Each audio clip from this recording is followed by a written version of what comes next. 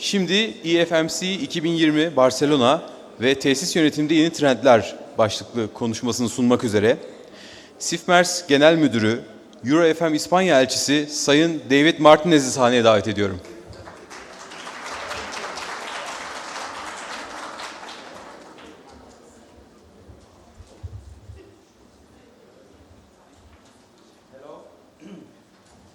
Hello, thank you. Talking about trends is a very tricky issue. I only have 15 minutes, so I believe I have to speed up to say everything I want to say. Trends are based on the way you are. If I see a trend is you have a short green hair, that could be for a football player or for a DJ, but that's not for you.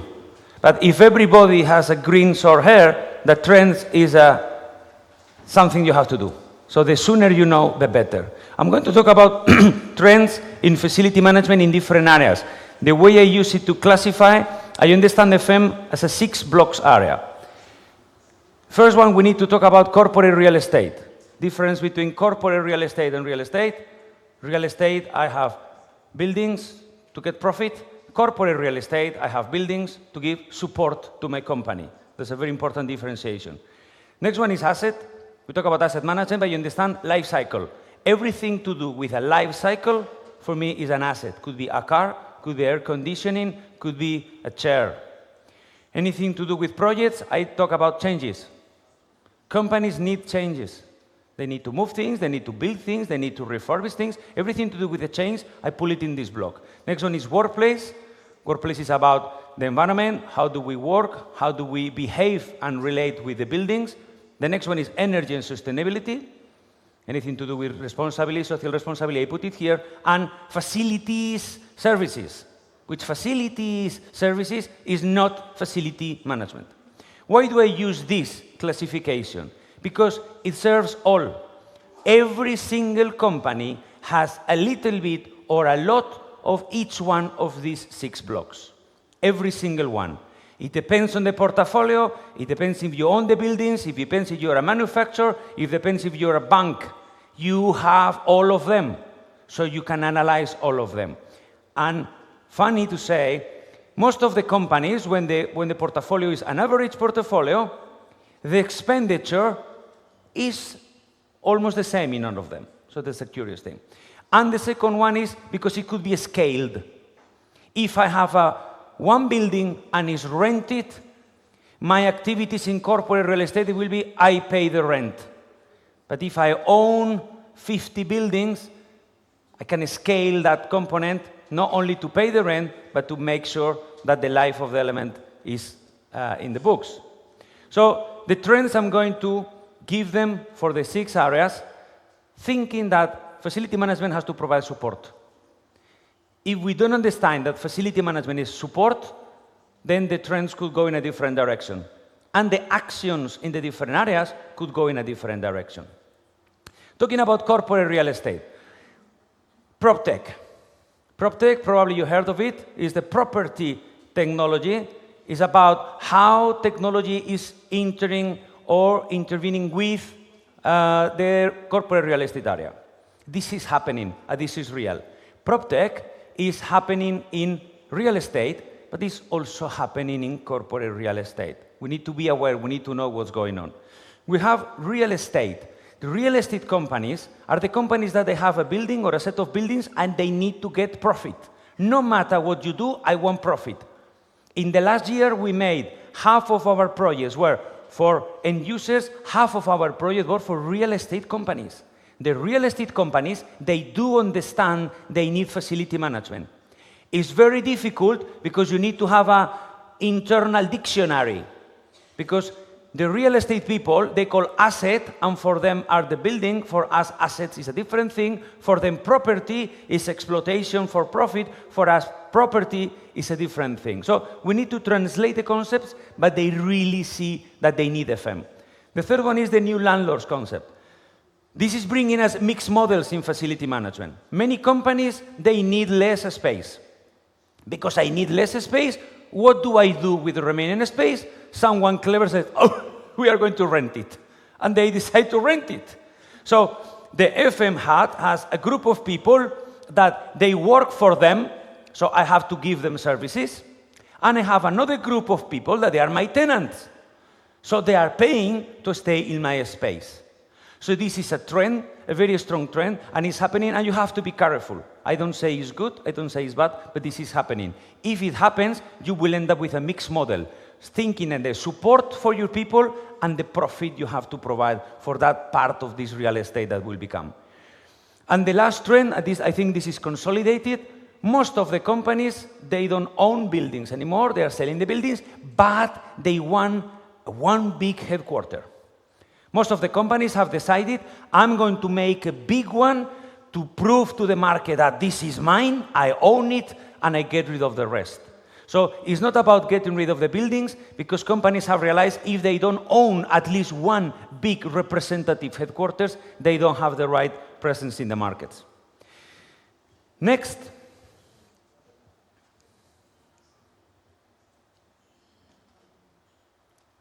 Next.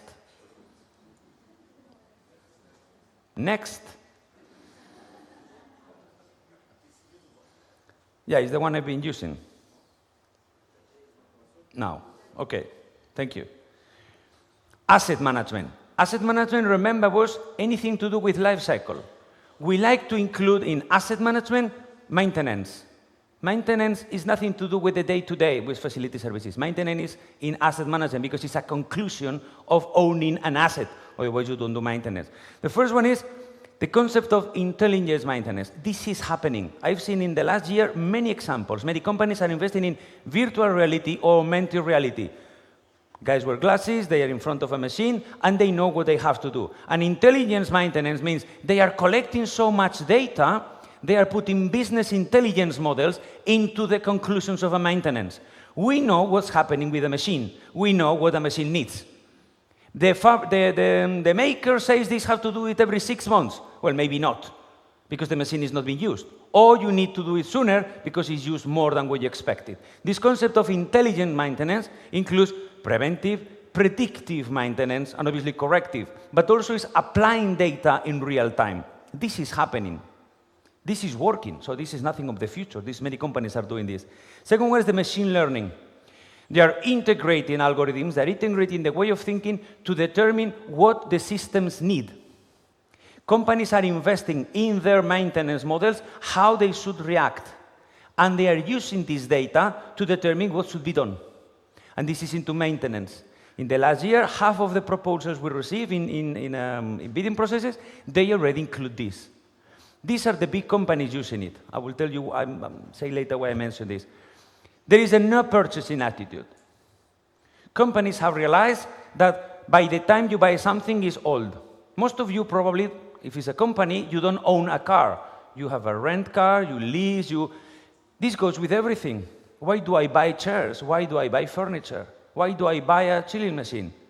The energy companies, they've realized this time ago. They have these energy companies where they do is an investment. I pay for the equipment, I invest in the equipment, and I get part of the savings. This concept applies to anything. So the concept of asset as I own the asset is disappearing. And finally, and this is not as sexy as the artificial intelligence or other things, but this is a very, very important thing that is happening. Most of the FM models, you need the OPEX, the operational cost. We do that. We always do that. But the CAPEX, the investment, was somewhere else in the company. Right now, most of the companies are saying, I cannot take decisions in the OPEX without affecting the CAPEX because they get the benefit. So they are bringing these two elements together. The value of this is not the elements, it's who is behind. The finance department are sitting together on the same table with the FM department. And we need to understand, we need to talk. And this is very good, this is very important for us. Project management, we have what we call this proto-construction. We are building before we build. We are seeing how buildings behave, but we are seeing how systems behave. They start interacting with people. There are models that they see how people will behave or how they will perceive buildings and spaces. This is very, very interesting. Obviously, BIM is still a trend, it's growing. COBE is the protocol that you use for the data when you have elements to collect information that they say that you could use it in operational stage. I don't believe it. They are still there, but I don't think they will last longer. BIM keeps growing. One funny thing in the project management area are the changes. For me, anything that has to do with the change is project management. In a company of 1,000 employees, it is accepted that there is 500 moves a year. So 500 people change their position in their desks within a year.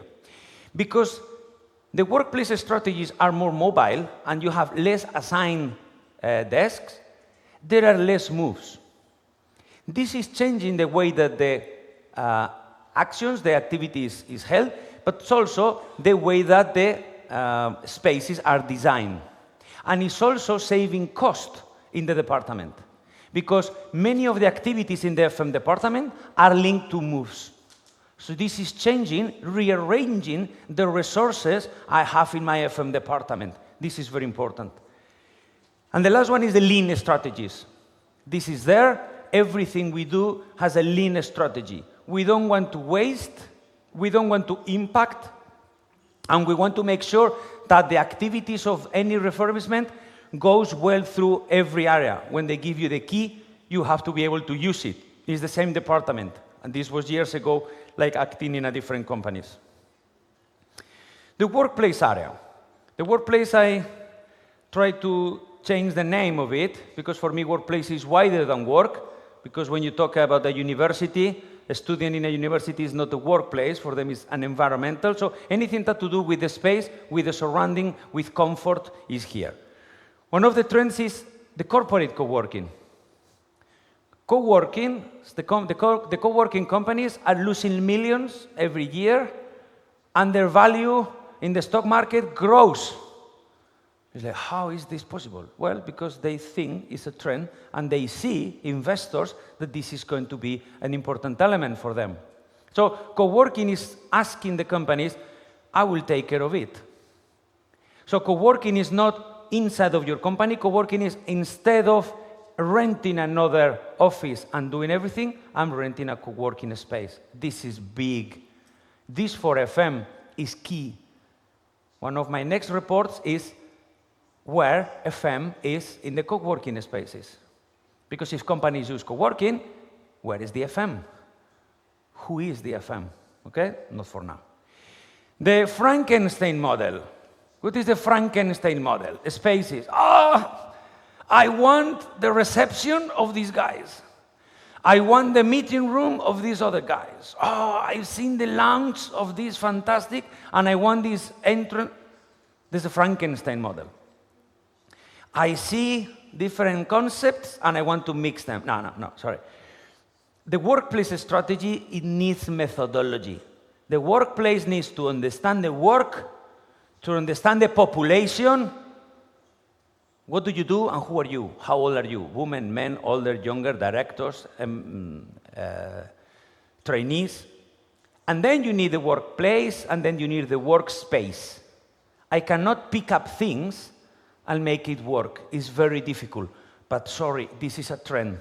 Many of our clients, they say, we want to do this like Google, or we want to do this. By the way, the ones that were in Dublin, you see how crowded the offices were there.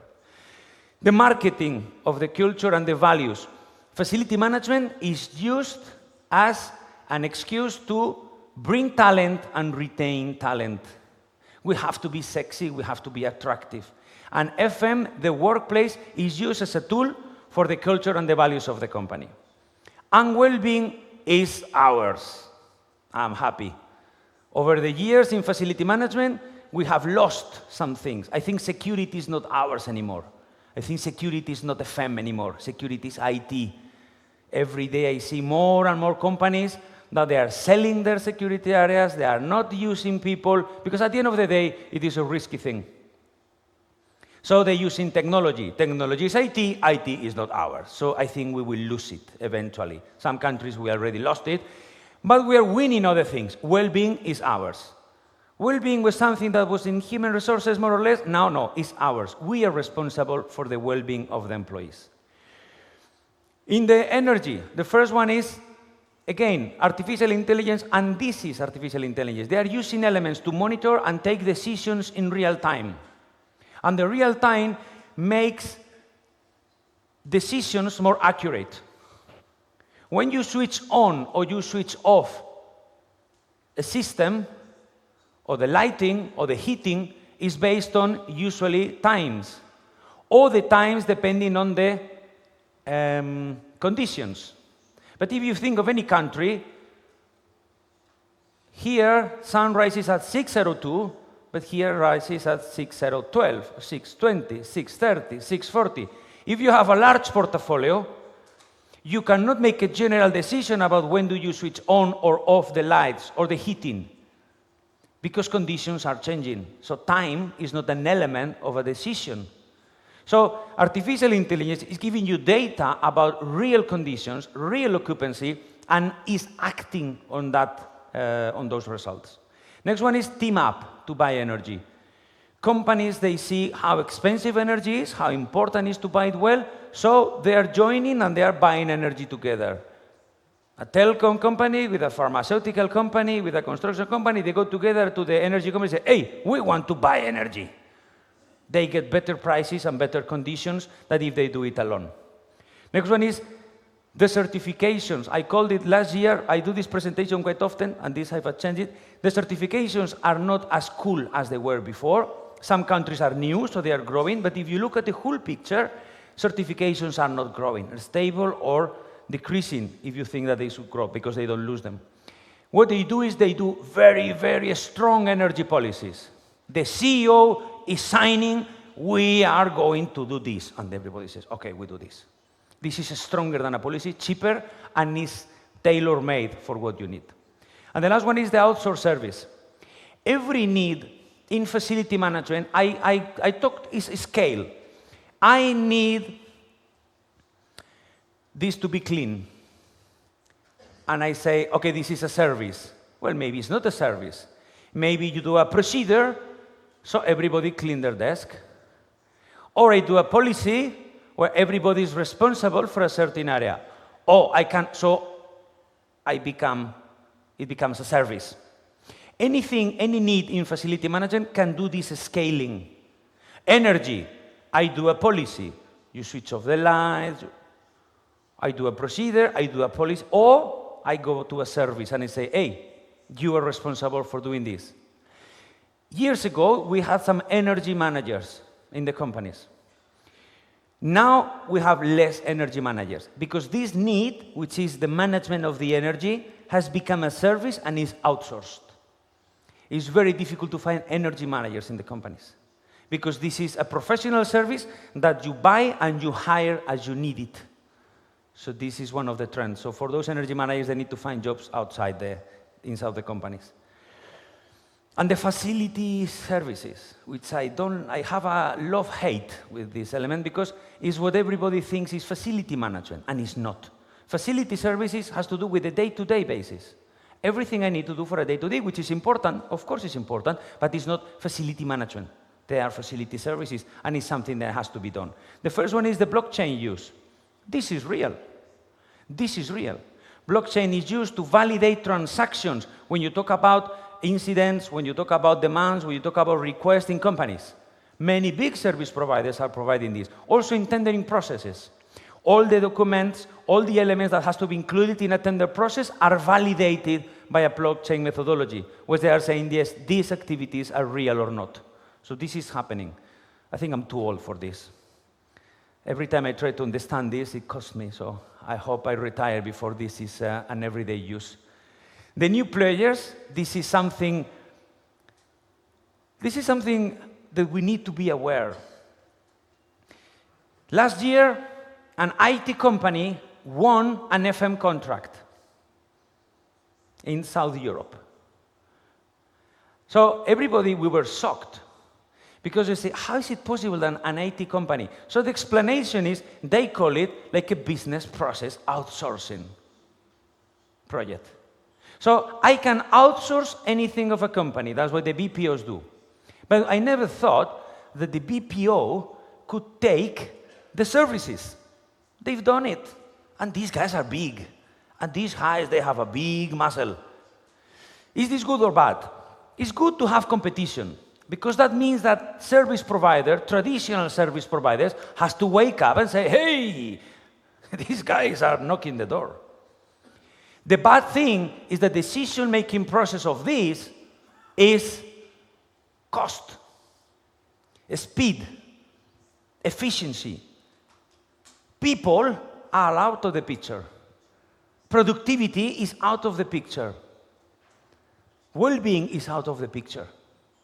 So if this is a trend and it grows, we will end up buying service hours, not buying services. And the indicators to measure FM will be very, very different. The next one is the big acquisitions. Because the service providers, they have seen this, and they saw it time ago, probably before I saw it, they are buying IT companies. In the last year, 6 of the biggest FM companies have bought an IT company or an IT-related company. Why? Because they need to be there. They need to be able to compete. And that's the way of doing it. And this is a thing, that's why I told you the information before. Many companies are telling me, hey, we want to do an outsourcing process, we want to see a more integrated model, but we don't want to have proposals only for the big FM companies. Because at the end of the day, the big FM companies, the global FM companies, are made by smaller companies that they've been acquired over the time. So a company is not performing the same in Northern Europe than in South Europe, or in South Africa, or in Asia, or in America. Even if they have the same logo. This is not true. Not even in a country. In Spain, we have service providers with the same name that in the north of Spain are very good and in the south are very bad. Same company. Why? Because over the years, they acquired different companies, but they did not integrate the knowledge. They did not train them properly. They changed the jacket, they put a blue one, now a green one, changed the logo. That's it. Now you do services. No, it's not that easy. So many clients, many big companies are saying, I want an FM model, but please, I want to meet some others, a part of the 6, 7 big ones. This is a trend, and this is important for the big companies. The big service providers, they should be aware of this. So, this is the presentation about the trends. I don't think I'm the first one saying this. Facility management is changing as fast as technology. Most of the trends that I shared with you today, most of them are related with technology, are related with how fast you are realizing and implementing. And if we are not fast enough, when the neighbor is doing what should be done a year ago, then we are late. That's why these sessions are good to at least be aware. I change this session probably every month. I do this session 10 times a year, and I am updating it. I do it for universities, I do it for end users, or for institutional associations or conferences like this. And every 2 weeks has changed. So it will be very difficult to be updated. But we need to know what's going on, because at least we need to know how far we are to be updated or to be with the last or the best solutions. The final part of my presentation is going to be only one slide with the information I can share for now, which is we will have the EuroFM conference in Barcelona 2020. It will be June. We're exploring with Goran, with the board, and with whoever wants to collaborate to give us an idea on how could we make it better. We're looking at the first week of June to make sure that it's after Ramadan, so we are open to all the possible attendees. Thank you very much.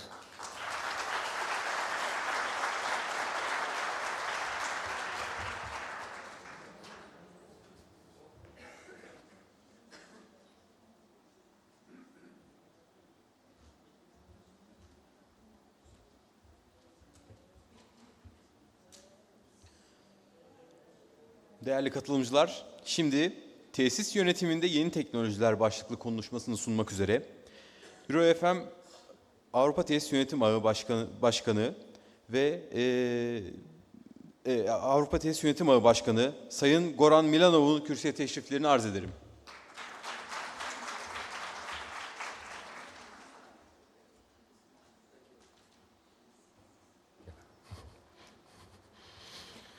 I'm here again. Actually, David covered most of the things that I want to talk.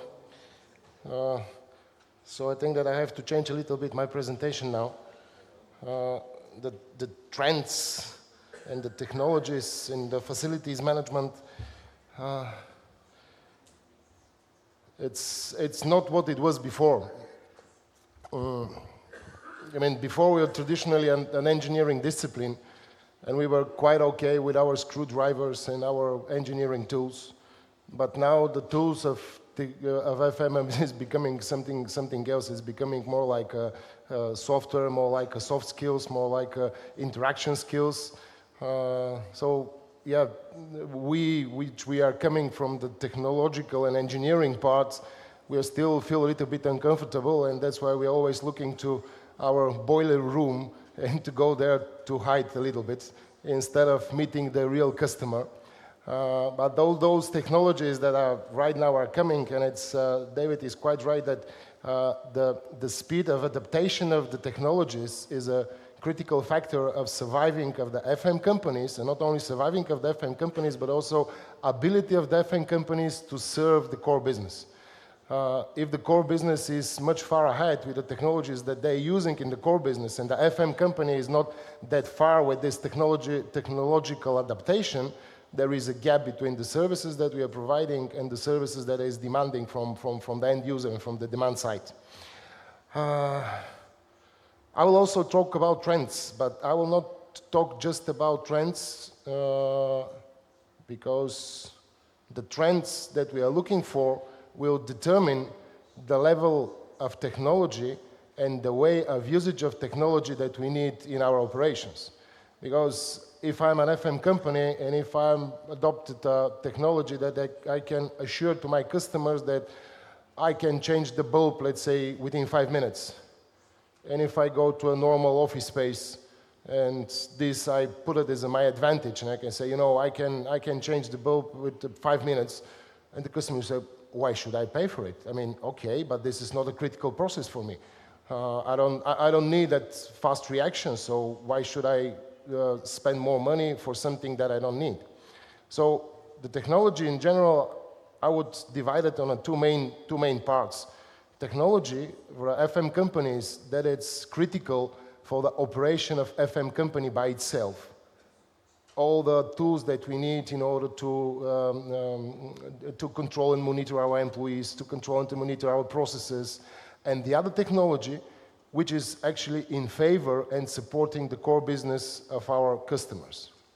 I think that all of this whole, we already agree that a ticketing system, it's not enough anymore. I mean, ticketing system is something that should be in place, but this ticketing system should be incorporated in the rest of the infrastructure, of the technological environment, in order we to be able to deliver the services to the end customers that they should be. So, trends. I mean, I will repeat a little bit again the David presentations, but on the first place, the customers, our customers, they are more and more looking not just for silos services like cleaning, like catering, like maintenance, but they are really looking for one person or one entity or one company that can provide everything. And not only provide everything, but to take the liability that all the services that are provided to the end customer is in the right scope, in the right time, with the right quality, and securing the end price of the services that should be delivered to this end customer. So integrated FM services, again, it's not just combining a couple of services in one bench or in one bag and go to the end customer and says, okay, this is your services. But again, these services should work together in collaboration and should be actually giving this add-on value to the end customer. We were talking very often now about, am I an asset manager, am I a facility manager, am I a corporate real estate manager? But more and more, at the end customer has come, I need a company and professional, whatever you call yourself, who can take over all this supply chain and can deliver to me these integrated services. And you call yourself whatever you want. Even we have a couple of cases, I mean, like a couple of customers that are really, they came to us and they say, okay, this is the building. The building is with that and that technical parameters, that and that space, that and that allocation of different offices and common areas and stuff like that. Are you able to manage it? Because I'm a real estate developer and I have another building to build. So I want to give this building to you. My requirements, I have only 3 requirements. Happy customers, that means stable cash flow from the rent, preserving the value of the asset. So that means that my building is working okay, and my cash flow is fine. So the rest of the things, it's up on you. I mean, you're facilities manager, so you know how to do it. And then we need to understand about integrated facilities management services, and then we need to adapt the requirements that we have from our customers. What kind of technologies do we need? If in the way of integrated facilities managers, facility management services, we go to our end customer and says, hey guys, you see, I have a ticketing system. So you can go in your browser and you can type www.internalwebsite.com, and then you have a very nice screen with 2 drop-down menus, I mean, type of a problem and the emergency of the problem. Everybody will say, this is not the technology that I need. Again, referring to the David presentation, user experience and wellness. Yeah, wellness is ours. I mean, before, it was in HR departments, yeah, because everything about wellness was about bonus schemes, kind of benefits like company car or stuff like that. But the employees now, they are really looking more for wellness. They are not anymore that focused on the size of the yearly bonus that they will get, but they are more focused on how they will work, what kind of food they will get, nutrition, open spaces, gym, spa.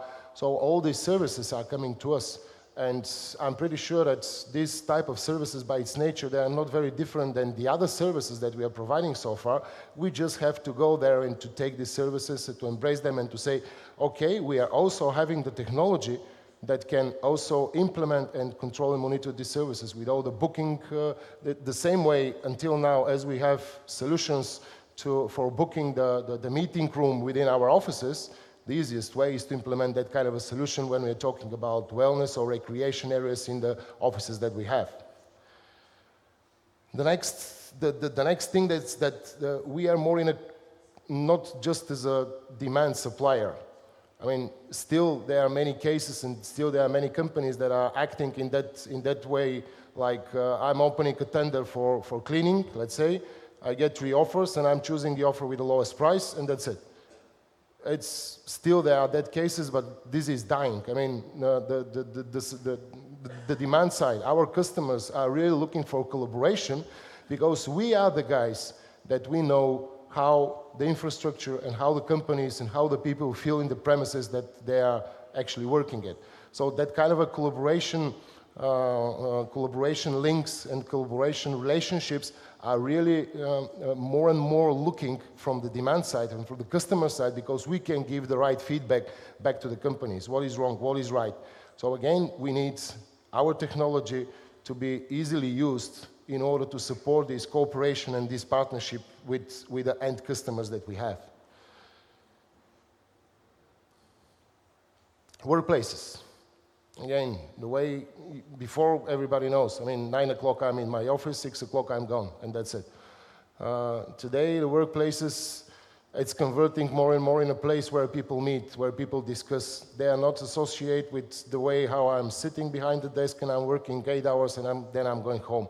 So this new way of working, again, requires a new technology, because this new technology, I mean, yes, what's happened in our buildings. I mean, 8 o'clock in the morning and all the lights are on, the AC system is on, and 9 o'clock from my company, which is, I don't know, 1,000 people, just 200 comes. Because the rest of 200 are in, I don't know, in a business trip, the other works from home, 100 of them are sick, let's say. So I need the technology in order to control my workplaces and in order to assure and to provide the right climate control, the right environment and control, and again, all the people that are there to be happy and to do their job in the way how the talent that we are looking now, they should do. And then comes all the background and all the foundation of what we need. During the last years, we as a facilities managers are generating more and more data. All the systems that we have until now, they're generating data, and this data is saved somewhere. We call it big data, and usually I make this joke. Do you know in Google how they call big data? They call it just data. It's the size of the data, it's not anymore valid. So we need to know how to read this data. We need to know how to analyze this data in order this data to serve our purposes and again to adapt the services that we are providing to all our customers. But still, this data, it's the most famous, let's say, technologies like building information modeling, smart building, big data, and so on and so on. When we talk about new buildings, it's really a must when you have a good project, when you have a good size project, to implement BIM. And until now, again, the facilities management professionals were a little bit shy of getting more aggressive in the BIM environment. So BIM was more applicable for design and construction. But more and more, as this presentation of Susanna this morning, more and more facilities managers are participating in this process because usually BIM model goes to the design, build, manage process, and then it's our power to see, to predict, to model, and to avoid mistakes in a phase of the design and construction in order the buildings to operate in a way how we do expect. So new buildings, okay, but what we are doing with old buildings? How the old buildings or the buildings that we already built, we are getting them and putting them on a technological level that we need and the technological level that should be in order to serve the purposes of the people that are working or living in these buildings. So then comes the modern term that we are saying BIM for FM, because still the major stock of the buildings that we have, it's already built. And this is a challenge, how we can convert these buildings and how can the buildings, like hardware, can adopt the technologies that we need in order to do to provide the services that we need to provide, again, to serve the core business as the normal way. There are different the studies, there are different researchers in this area, there are different white papers, and again, here we have to go in the old buildings and to see what's the purpose of this building, what's the level of the technology that needs to be implemented there, to evaluate the cost of this implementation and to talk again with the end customer what kind of a services and what kind of a data and what kind of a service level agreements they will need, and then to go to evaluate what will be the cost of a project that will be implemented the technology of an old building. In some of the cases, of course, the technologies by itself, it's not something that's, very often, because the technology is something sexy. I know the guys from the IT sector, they're much more pushy than we are. And when they invent something, whatever it is, it's a smart device or a technology or software, they bring the piece that they developed and they go to their customers and say, hey, you see, it's such a nice remote control, it's 3 buttons here, so with the one it's go forward, with the other it's back. And they are selling very, very well what they develop. And very often fascinating by the technologies because, most of us, we are a gadget-oriented people. I say, it's good. I would have one of these in my office. But at the end of the day, we have to think, what's the purpose of this? Is it we are buying this or we're implementing this just because we like it or because we need it? So this evaluation is also quite important to make in order to see and to justify the investments and add-on value that these investments are making. Internet of Things is quite an old already term, but still I think that we are not using it in the most advanced way, let's say. Today, all the machines, they are coming with implemented protocols and implemented devices for communication. So let's try and let's start using them in a little bit more efficient way, again, in order to be able to adjust the buildings that we are using to the main and core purpose of usage of these buildings. Big data. We mentioned about the big data and applying all these business intelligence tools and instruments that we can read this data and extract what exactly we need. It's something that also we can do the prediction of behavior of the buildings. I know it's an example from an industrial big plant. I will not mention the name of the plant, but they were under quite heavy environmental control. It was a chemical factory and they were producing different kind of chemicals. They were really very under control, so they spent quite a money for having all these sensors and all this system where they control different ingredients of the air. It was really a big amount of money yearly that was spent for that monitoring, and this is a must. This was required by the authorities and by the government. So these guys actually, at the end of the day, they use the data that is collecting there. They know very well the processes of production of different products that they have. And they measure with quite a good accuracy the expected expenditure in the air.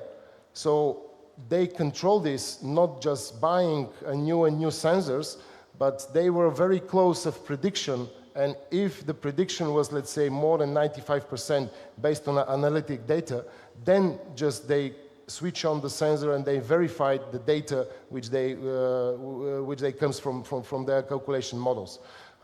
This thing saved a lot of money to the factory, and this was actually initiated by the facilities manager in this factory, which gives a lot of light and a lot of pluses to the facilities management because they know how it works and they know how we can do it.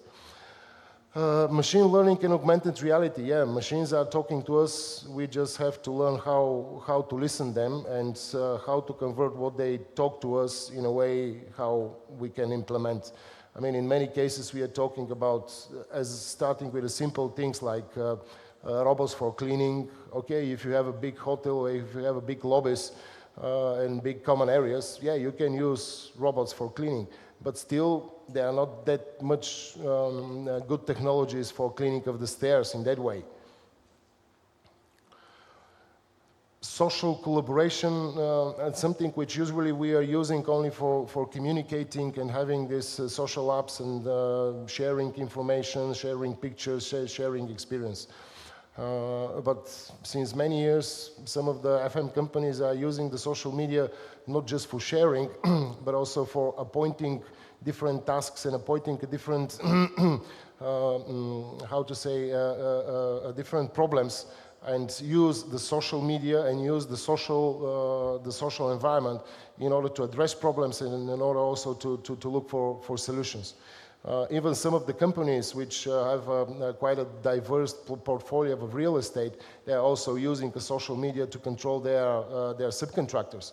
Instead of hiring so many people in order to control if you have facilities in Munich, in Berlin, in Amsterdam, in Budapest, and to try to find a way how to monitor and control your subcontractors, you can easily use the social media and just open a task and you can, like a social sharing, saying, okay, I know that today in Munich, my service provider should cut the grass in front of my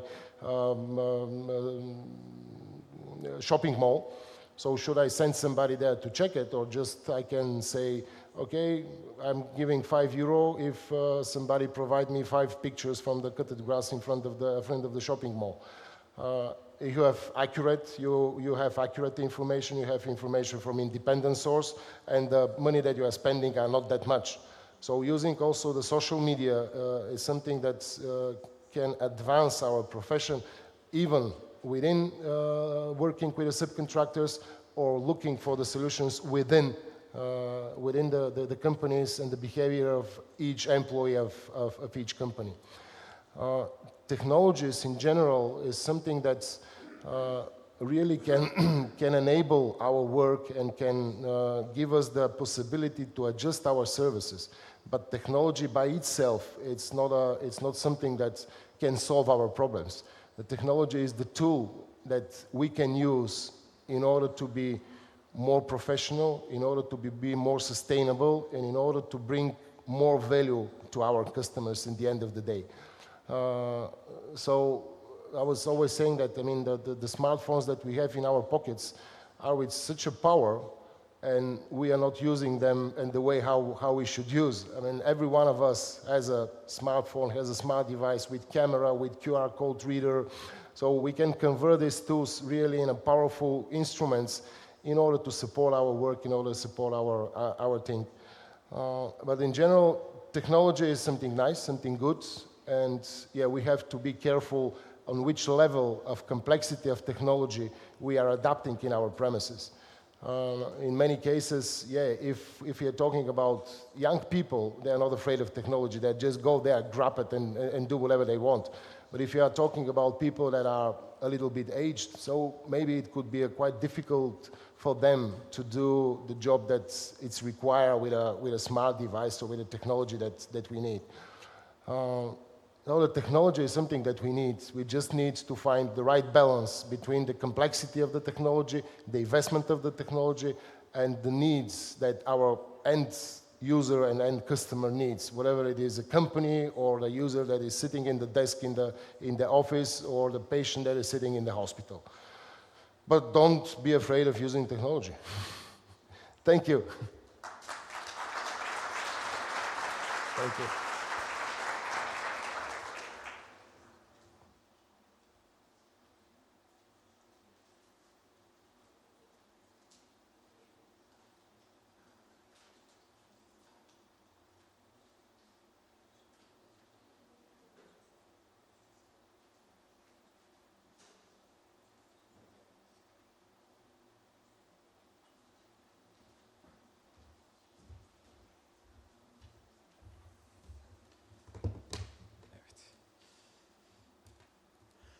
Değerli katılımcılar, şimdi oturumumuza geçiyoruz.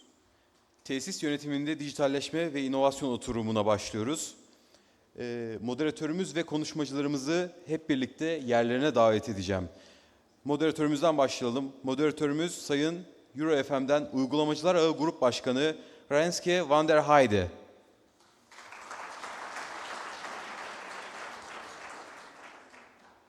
Ve Doktor Ebru Nalan Ceylan, Konaklama Tesislerinde Yeşil Uygulamalar Akkor Grup örneği bildirisiyle bizlerle. DFM Danimarkalı Tesis Yönetimi Dijitalleşme Komite üyesi Paul Ebbesen burada.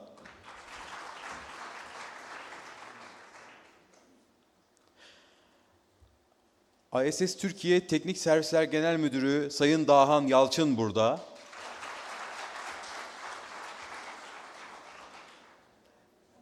Ve yapay zeka Endüstri 4.0 konularındaki bilgisiyle Sayın Turgut Abacıoğlu bizlerle.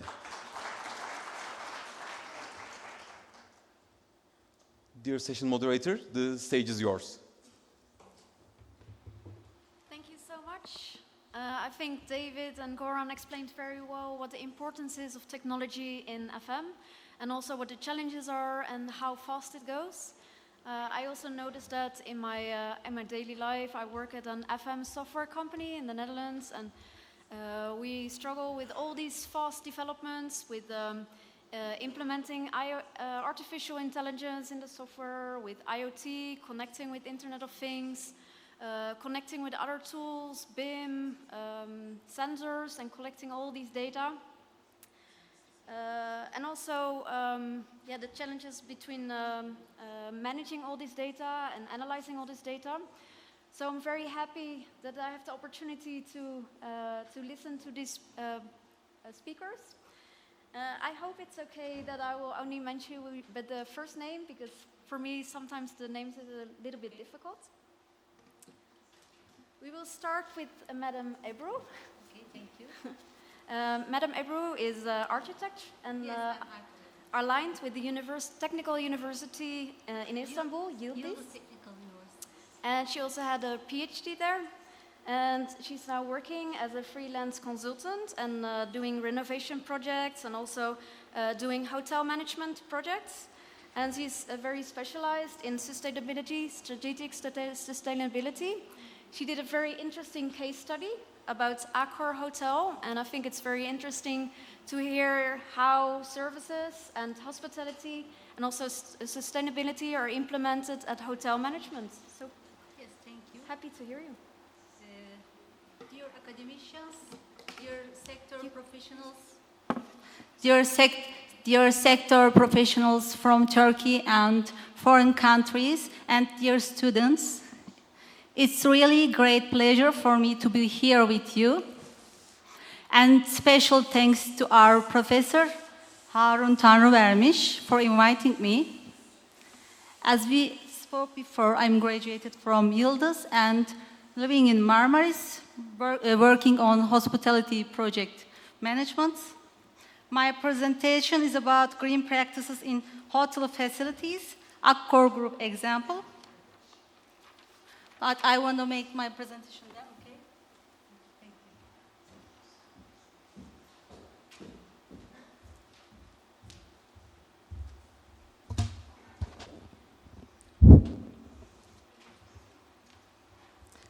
In this study, green management practices within sustainability concept, green hotel management and functions are researched. A case study has been done about how Accor Group has developed a sustainability program within positive hospitality and corporate responsibility strategy, respecting the environment, working hand in hand with local communities for all of their hotels around the world. Sustainable development programs, Planet 21 commitments, eco-friendly innovations are examined. Green management and green business practices are the basic concepts of sustainability. The future of enterprises is in green business and social responsibility practices, and they can make themselves sustainable in this way. In this context, businesses should focus on two important points in order to monitor and re-evaluate their green practices in a healthy way. First, identifying and evaluating the negative impacts of the enterprise on the environment, and numerical expression of the advantages provided by the enterprise with its green practices, for example, cost advantage, competitive advantage, etc. In this study, this tourism enterprise, which is dealt with a case study, has shaped the green hotel applications. It is realized within these two main points. The concept of sustainable green hotel emerged as a concept that considers less energy and water, reduces carbon dioxide emissions, has positive impact on global climate change, is built with environmentally friendly local and recyclable materials and documents, the social and environmental responsibility of its investors. Green hospitality emerged as a function of sustainable tourism and therefore can be considered under three main topics, as in sustainable tourism as shown in this figure. There are various subtitles under the topics of economic, environmental, and social dimensions. These dimensions can be found in detail under the title of Global Sustainable Tourism Criteria. With the criterion created, it is also aimed to serve as a guide for businesses and to increase sustainability. And A, B, C, and D criteria are under 4 topics summarized at the Sustainable Tourism Criteria. Sorry.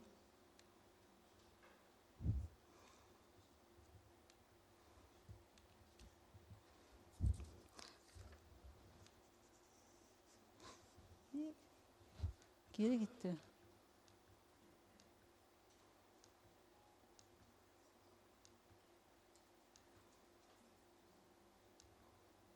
Yes, sorry.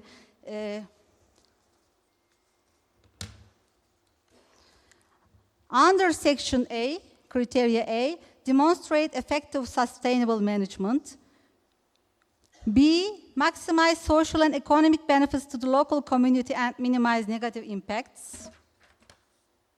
C, maximize benefits to cultural heritage and minimize negative impacts. D, maximize benefits to the environment and minimize negative impacts.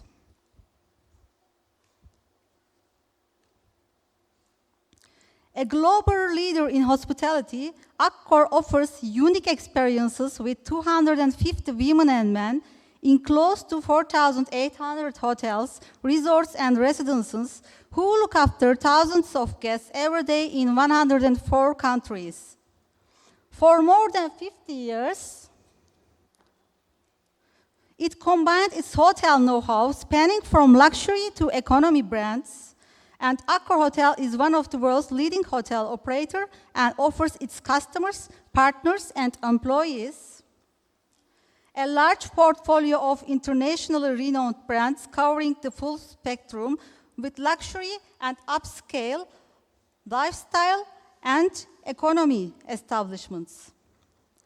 A powerful marketplace and loyalty program, 25 years of commitment to corporate citizenship and solidarity with the Planet 21 program. The hotel group consumes more than 544 liters of water annually, serves more than 56 million breakfasts, and washing more than 290 million towels. Accor has developed a sustainability program, Planet 21, for all of its facilities, particularly in the areas of energy and water management, reduction of the carbon footprint of hotels, waste management, and the activities of green hotel management. With the green hotel applications, Accor Group not only provides significant cost savings, but also contributes to the protection of cultural, social, and natural environment. At this table, we can see the history of Accor Hotel's sustainability approach, starting from 1998 to 2020. The first environmental charter had been implemented at 1998, planned for the Planet program at 2009, first environmental footprint at 2011, second environmental footprint, first socio-economic footprint, and Gaia had been launched, which is the updated tool for monitoring hotel sustainable development performance at 2016 under the Planet 21 Part 1 and Part 2.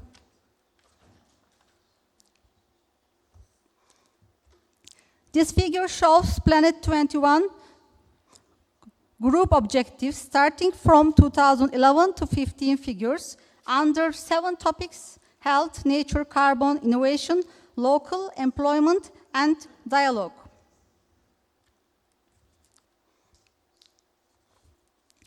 With the launch of Planet 21 Acting Here strategy in 2016, Accor reaffirmed its vision as, wherever we are, let us open new pathways to positive hospitality. The slogan, Acting Here, stresses the fact that the group is acting wherever it is located. Hotels are its core business and are therefore the main focus of its commitments. Every hotel is the heart of its ecosystem, like the center of a small planet. It interacts with its stakeholders, guests, employees, partners, and communities. Accor has hotels around the world and derives its strength from strong local roots. This positive hospitality seeks to mitigate its negative impact on the climate, water, waste, and so on of local communities as much as possible and have a positive effect on human rights, working and employment conditions, and the environment for the well-being of employees, guests, partners, and communities. and Planet 21 acting here fits into this framework as a driver of change and progress based on commitments and goals that can be measured over time. Accor's strategy for the period 2016 to 20, Planet 21, acting here is built around 4 objectives and 2 priorities chosen in direct response to the social and environmental challenges. Acting as an inclusive company for the people, engaging the guests in a sustainable experience, co-innovate with the partners to open up new horizons, working hand in hand with local communities for a positive impact, and moving towards carbon neutral buildings, striving for zero food waste and healthy, sustainable food. This figure shows Planet 21 Strategy 2016 goals, Acting Here program, and United Nations Sustainable Development Goals, to which Accor actively contributes.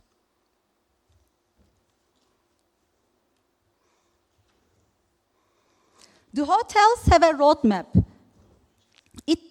Planet 21 in action. It defines 16 actions that are mandatory for all and define the bronze level before the higher silver, gold, or platinum levels can be achieved.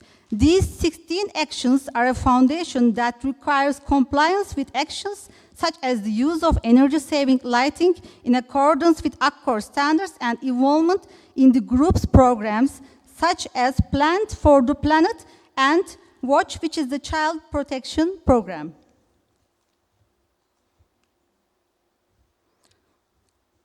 This table shows some of the environmental and social responsibility indicators.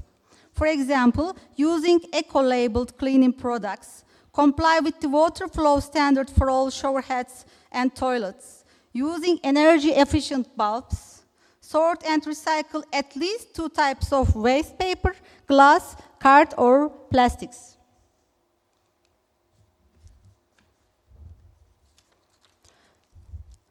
This is the hotel mobilization table at the end of 2018. The first column is use LED or energy-efficient bulbs, automatically turn off heating or cooling systems if a window is open, reuse grey water, collect and reuse rainwater, and etc.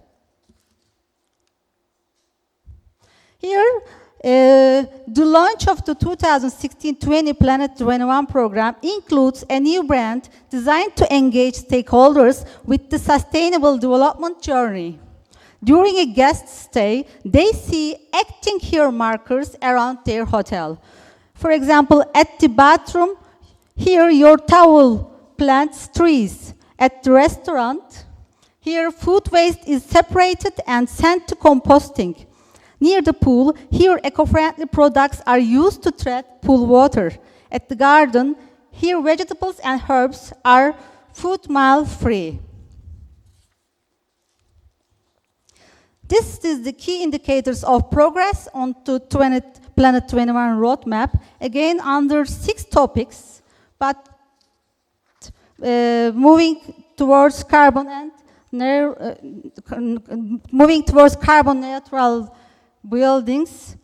Under this topic, 2020 targets, 2017 results, 18 results, trend, and the comments.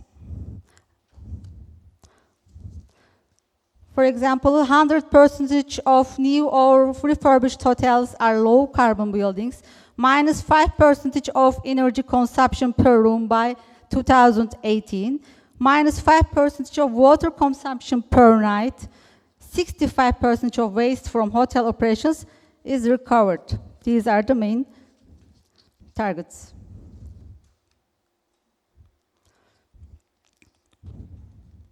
This figure shows Planet 21 in action level achieved by the hotels and in 2018. At the end of 2018, 77% of hotels had implemented the 16 mandatory actions.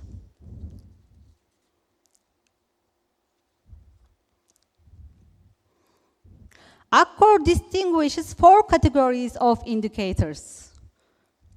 Employee relation indicator, Planet 21 inaction indicators covering the environmental and social responsibility actions implemented in the hotels, indicators used to manage water and energy use and greenhouse gas emissions, additional employee relations indicators, and sustainable procurement indicators. At the right side, we see energy, carbon, and water indicators. Gaia.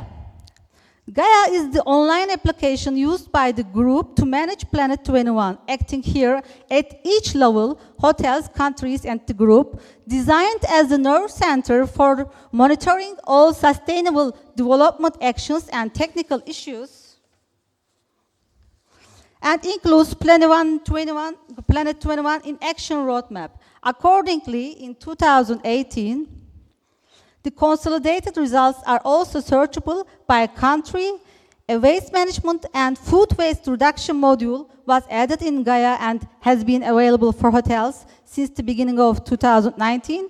And library of documents, such as training sessions on Planet 21 actions, has been provided for the hotels. Hotels enter Planet 21 in action data annually and confirm it in the Gaia application. The data is then subject to checks by the hotel, by the person in charge of Planet 21, reporting at the country level, and quality audits are performed every year in some hotels, covering the 10 actions corresponding to the bronze level of Planet 21 in action. At the start of every month, the hotels enter their water and energy consumptions in the online water and energy management tool. The 10 key product families in Accor Hospitality offer are eco-friendly, like soaps, shampoos, shower gels, cleaning products, bed linens, hand towels, printing paper, paints, flooring, welcoming gifts to guests and children.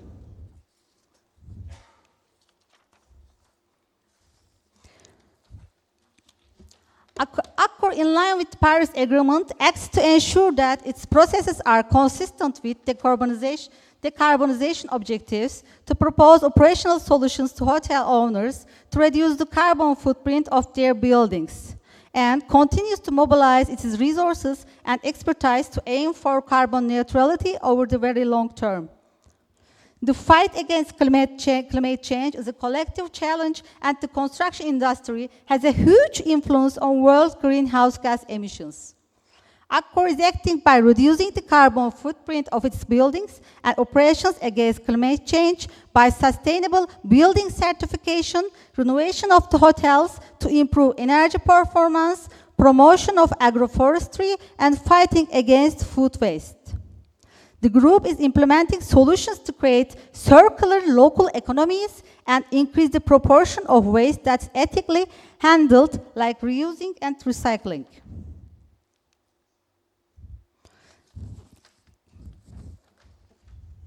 We see the figures of breakdown of greenhouse gas emissions by hotel categories, and the important size of luxury hotels, and the presence of numerous high-range services like swimming pools, spa, meeting rooms, restaurants, and gardens are additional energy consumption items compared to economy or mid-range hotels.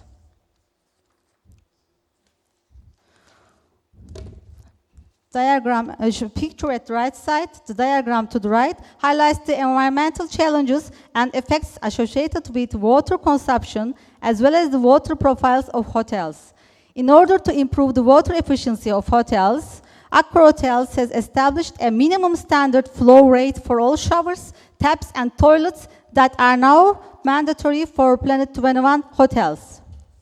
A number of hotels have installed rainwater tanks to reduce water consumption from main supply. Hotels monitor total consumption trends as well as the consumption ratio per guest. Hotel energy consumption. The diagram highlights the environmental challenges associated with energy consumption and the energy profiles of the hotels.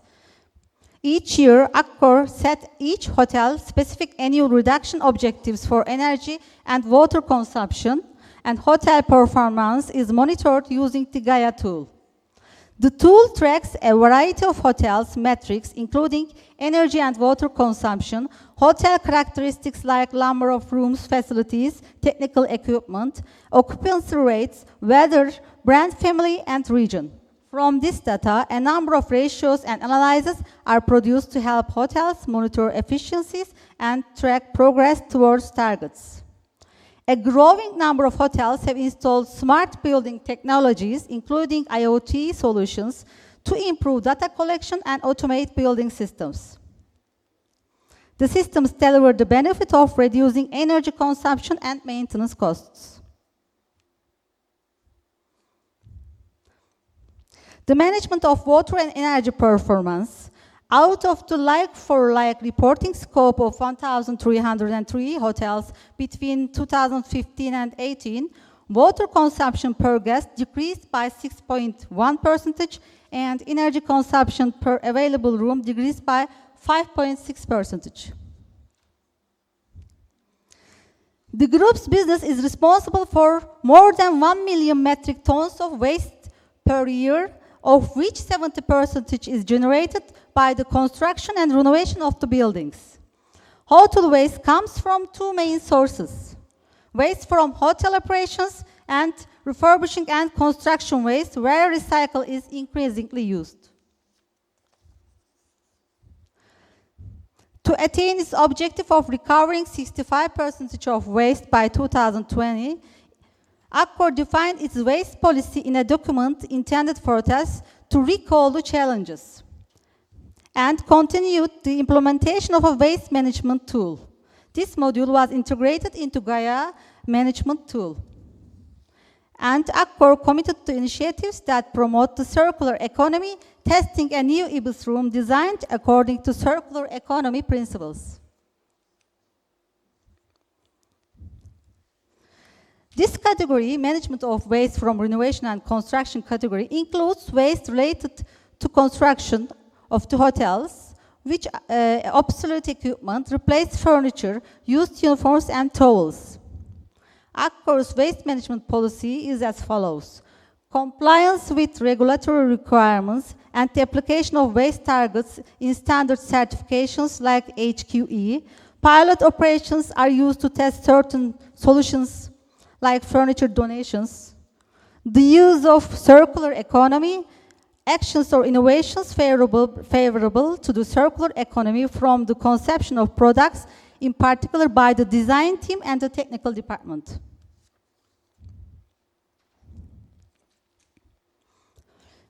In 2020, all hotel construction and refurbishment projects owned by Akkor Group will be subject to vigilancy concerning the carbon footprint, with the aim of coming as close as possible to low-carbon building techniques. Akkor focuses on equipment efficiency and the choice of energy architecture that includes all types of recovery, like solar elevators, preheating of domestic hot water from calories produced by the refrigeration unit, rotary recovery from dual flow systems, use of heat pumps, thermal insulation, and high-performance solar factors for windows, LED lighting, etc. For it is all new hotels and refurbishment projects.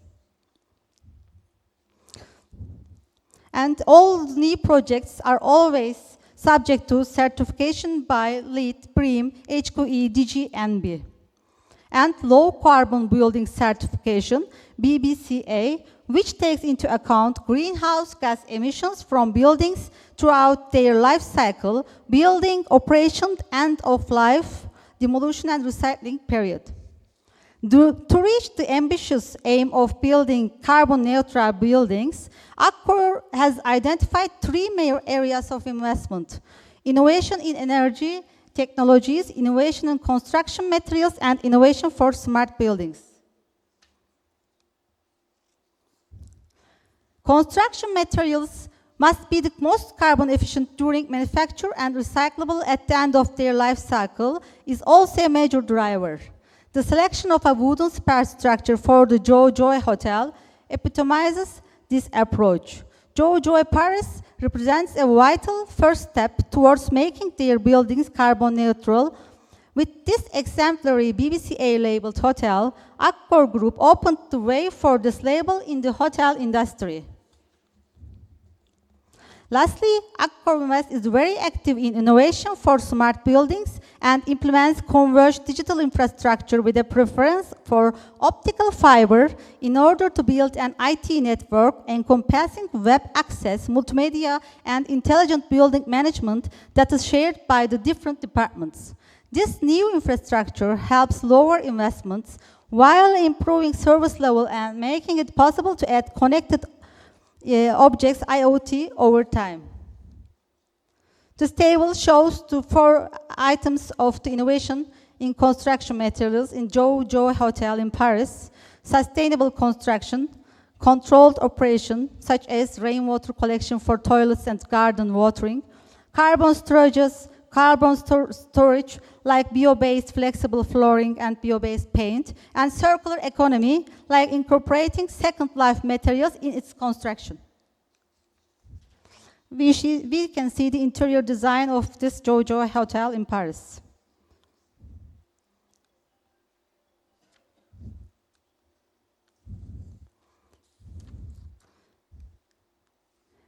Other examples include the Novotel brand, which is continuing to deploy the N-Room as its hotels are renovated. The N-Room are fitted with eco-labeled complementary products, eco-labeled paintings and carpets, pillows made from recycled materials, ecological bedding, LED lighting, and water-saving equipment. In 2018, Akkor continued the installation of Flying Nest, a mobile housing solution with a reduced environmental footprint, offering an experience combining comfort, well-being, and closeness to nature. Made from recycled maritime containers, these hotel rooms include different spaces and fittings adapted to guest needs, designed to respect the environment, eco-friendly materials, reduced energy consumption, etc., as well as a traditional bathroom with a shower featuring a conscious lighted indicator showing water consumption. Akkor has launched Greed, an alternative hospitality and sustainable tourism brand. Greed joined Akkor's economy segment and promises to offer travelers a high-quality and affordable hotel experience while simultaneously seeking to add meaning to their purchases and reduce their impact on the planet. Greed is defined by a non-standardized and flexible design approach with individual owners encouraged to incorporate upcycled items into the decor. As the first Greed hotel is opened last April in France. We can see the second-hand furniture and recycled items for Greed hotels.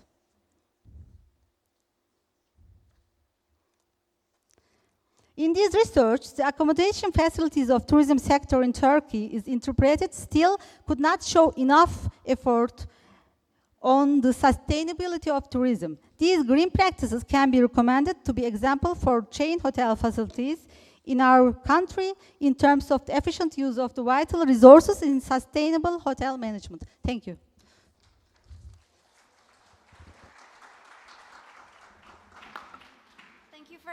Thank you very much, Ms. Sorry for exceeding my time. No worries. Thank you very much, Madam Ebru. It is very interesting to see how much insights you get if you gather data with sensoring or connecting with IoT, and also how you can use technology to further improve your sustainability. Thank you very much. Then I would like to go to the second speaker, Mr. Paul from Denmark. He is a strategic digitalization consultant working for Amble, and he's also very active in the Danish Association for Facility Management. And in such, he's a member of the Digitalization Committee. So in a way, we're also colleagues, as I'm also part of the technical committee in the Netherlands. They wrote a very interesting book about facility management as a digital change agent. I read it, and it's a very interesting read. I can recommend it to everybody, and so I'm very interested to hear your presentation.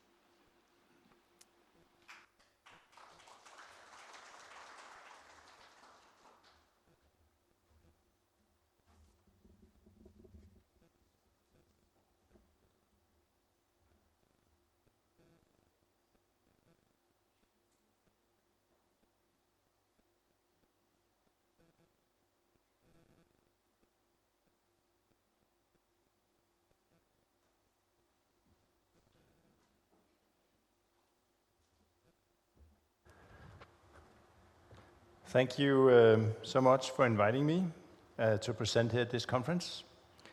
It's a privilege to be here. I will not introduce myself. Renske has already done that, so I will skip that part. I would like to introduce to you a book, as Renske mentioned, and it's about structured and value-adding digitalization.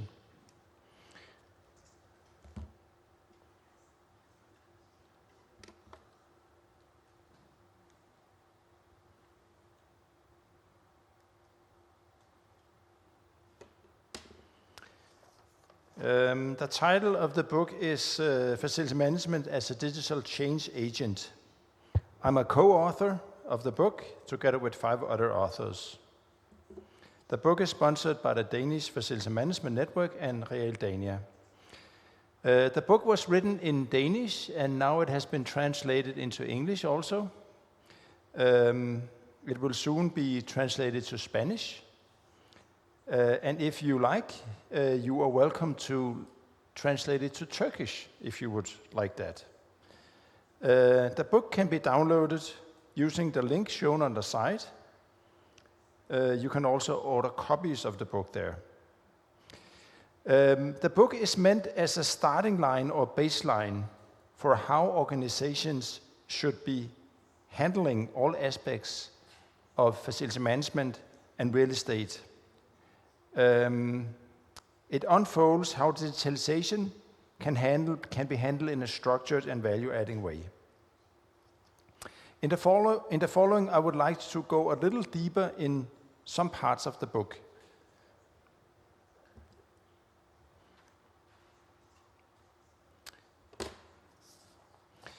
The book describes the state and potential of a digitalization within the different branches of facility management and real estate. On this slide, the main branches or disciplines are shown as columns. Each row represents a type of technology. The more a circle is filled, the more the potential of the technology is used within the branch of facility management.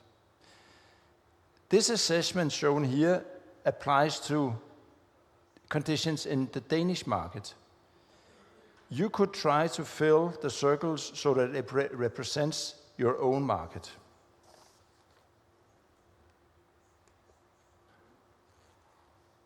But what is value?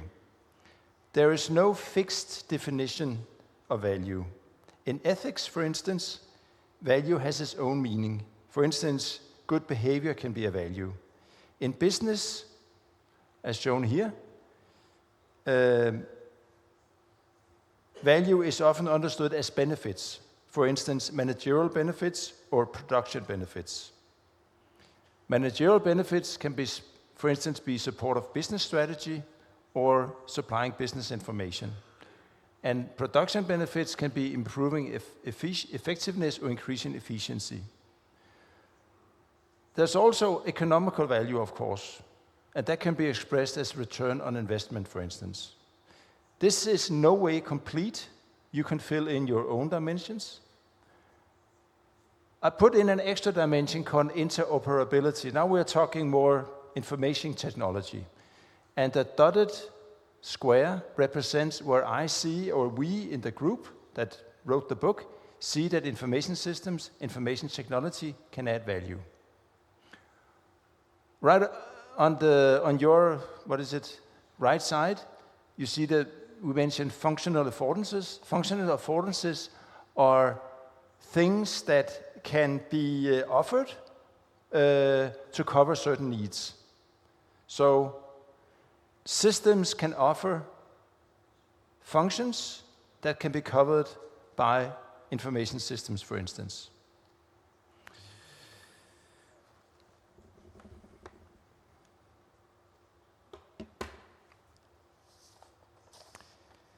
Digital technologies can support collaboration. The business field of facility management and real estate is basically about having a demand side, our left side, and a supply side. Collaboration between the two sides implies that data and information can be exchanged. This exchange occurs on the strategic, the tactical, and the operational level. It occurs on all levels. Digital technologies, especially what we call information systems, can support the exchange of data. As a part of this, information system can support planning and support storing of historic data. Collaboration is key to good management of facilities, and collaboration is where I experience in my daily job that digitalization can do a very big difference and thereby add value.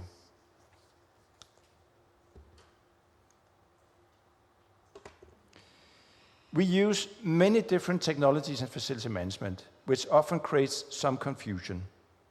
If we order the different technologies into types, as shown here, so we have a data establishing type of technology, process supporting, data collecting, service managing, and data analyzing,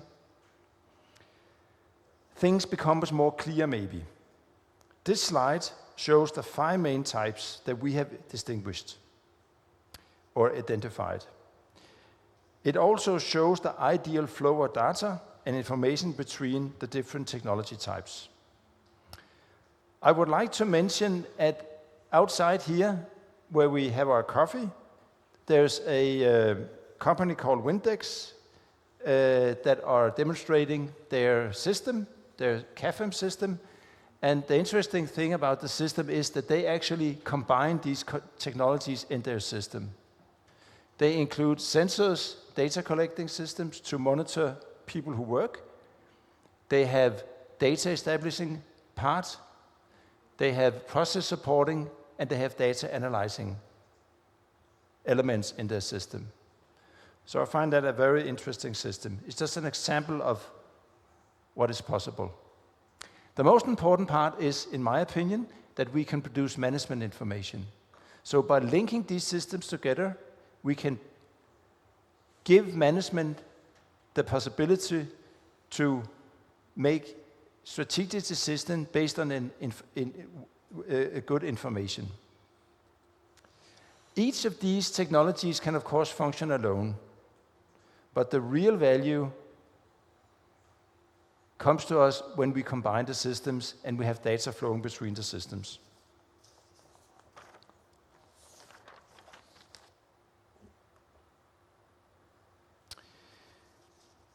Digital business building operations can be seen as 3 main parts: the digital operations and maintenance processes, the digital physical buildings, and the digital virtual buildings. In our book, we argue that digitalization, the process of digitalization, should start from left to right, and not from right, from left to right and not from right to left.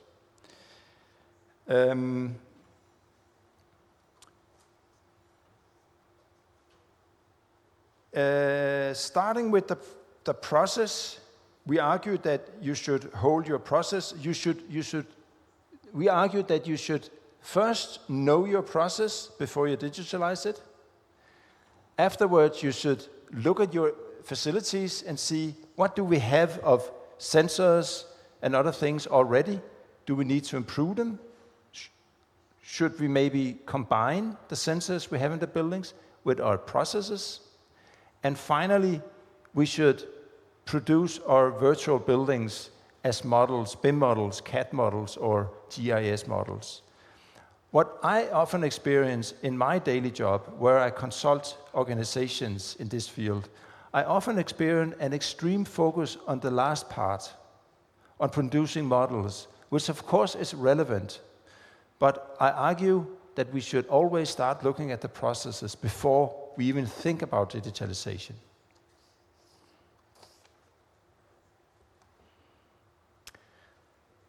I hope you found this just a little bit interesting. I recommend that you try to download the book or order it. There's a link over there. Read it, and you're very welcome to send me your comments or feedback.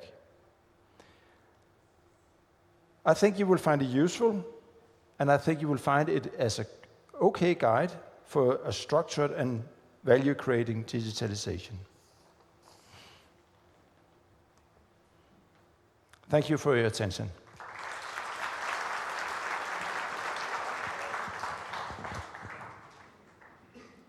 Thank you very much, Paul, for your presentation. I'm also interested to see if we can somehow collaborate. I think this was a very good start to classify digitalization projects and initiatives. So maybe we can create a follow-up. And then I would like to introduce the third speaker, Mr. Dakan. He is a general manager of technical services at ISS Turkey, and he's leading the digitalization and innovation implementations at ISS. He's currently working with benchmarking and using FM trends to see how they influence the services and also the products at their company. So I'm very curious also to hear how you use artificial intelligence, which is one of the things that I really like, and I heard he also is very interested in that. So, thank you, Renske. Let me take my mic.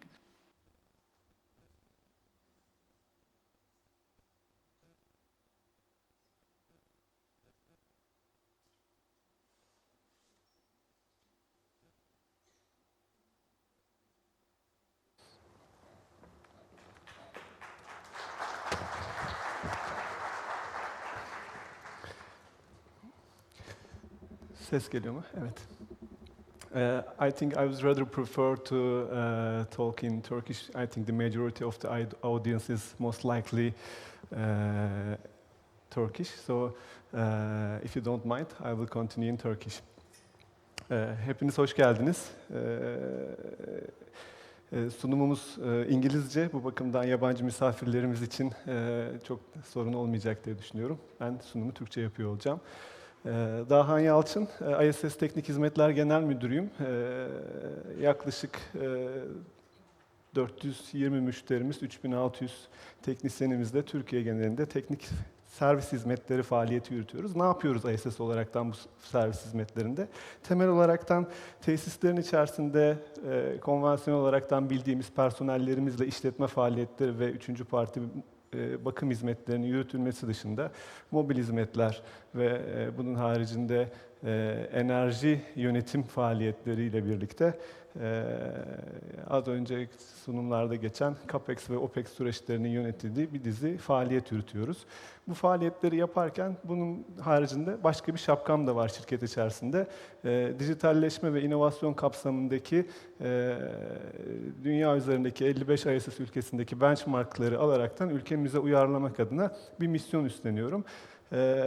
Bunu da yaparken ISS ülkeleri içerisinde teknik manada bu açıdan kuvvetli olan Finlandiya, Danimarka, İngiltere, Almanya gibi ülkeleri ziyaret ederekten burada neler yaptıklarını gözlemledik ve sonrasında da aslında şu anda Türkiye'de uyguladığımız bazı uygulamaları ilerleyen slaytlarda size aktarıyor olacağım. Öncelikle neden sorusuyla başlamak gerekiyor. Sunumda bol resim var. Çok sizi yazıya boğmayacağım. O yüzden neden sorusuna geldiğimizde biraz şunu düşünmemiz gerekiyor. 1900'lü yıllarda dünya nüfusuna baktığımızda toplam 1,6 milyar insan yaşıyordu. Aslında 1800'lerde 960 milyon olan bu nüfus bugün itibariyle 7 milyar insana ulaşmış durumda. Ben kendi adıma doğal besin kaynaklarına ulaşmakta, doğal bir tavuk yemekte veya balık yemekte sıkıntı çekiyorum ki bu muhtemelen dünya üzerinde yaşayan her insanın sıkıntısı. Yani kaynaklara ulaşmak ve dünya kaynaklarını tüketme noktasında hepimizin problemi var. Neden sorusunun altında yatan şey de birazcık buradan geliyor. Yani daha fazla performansı arttırmak, 1900'lü yıllardaki aslında sanayi devrinin bir benzeri olan dijitalleşme ile ilgili olan şu an FM 4.0 konseptini hayatlarımıza girdiğini görüyoruz. Tabii bunun bir tarafında sosyal sorumluluk olarak baktığımız çevresel etkiler, karbon ayak izlerinin düşürülmesi gibi süreçler olmakla birlikte diğer tarafta da süreçlerimizin verimliliklerini arttırmak var. Sosyal sorumluluk tarafına baktığımızda bugün Avrupa özelinde bir takım global firmaların 2025 ve 2030 yılına kadar sıfır karbon emisyonu sözleri verdiğini duyuyoruz. Bunlar tabii ütopik gelmekle birlikte şöyle düşünün, bir lojistik firmasının 2030 yılında sıfır karbon emisyonuyla bu işi yapıyorum taahhüdü vermesi, kaldırmış olduğu uçakları artık güneş enerjisiyle mi uçuracak sorusunu aslında sormamıza neden oluyor.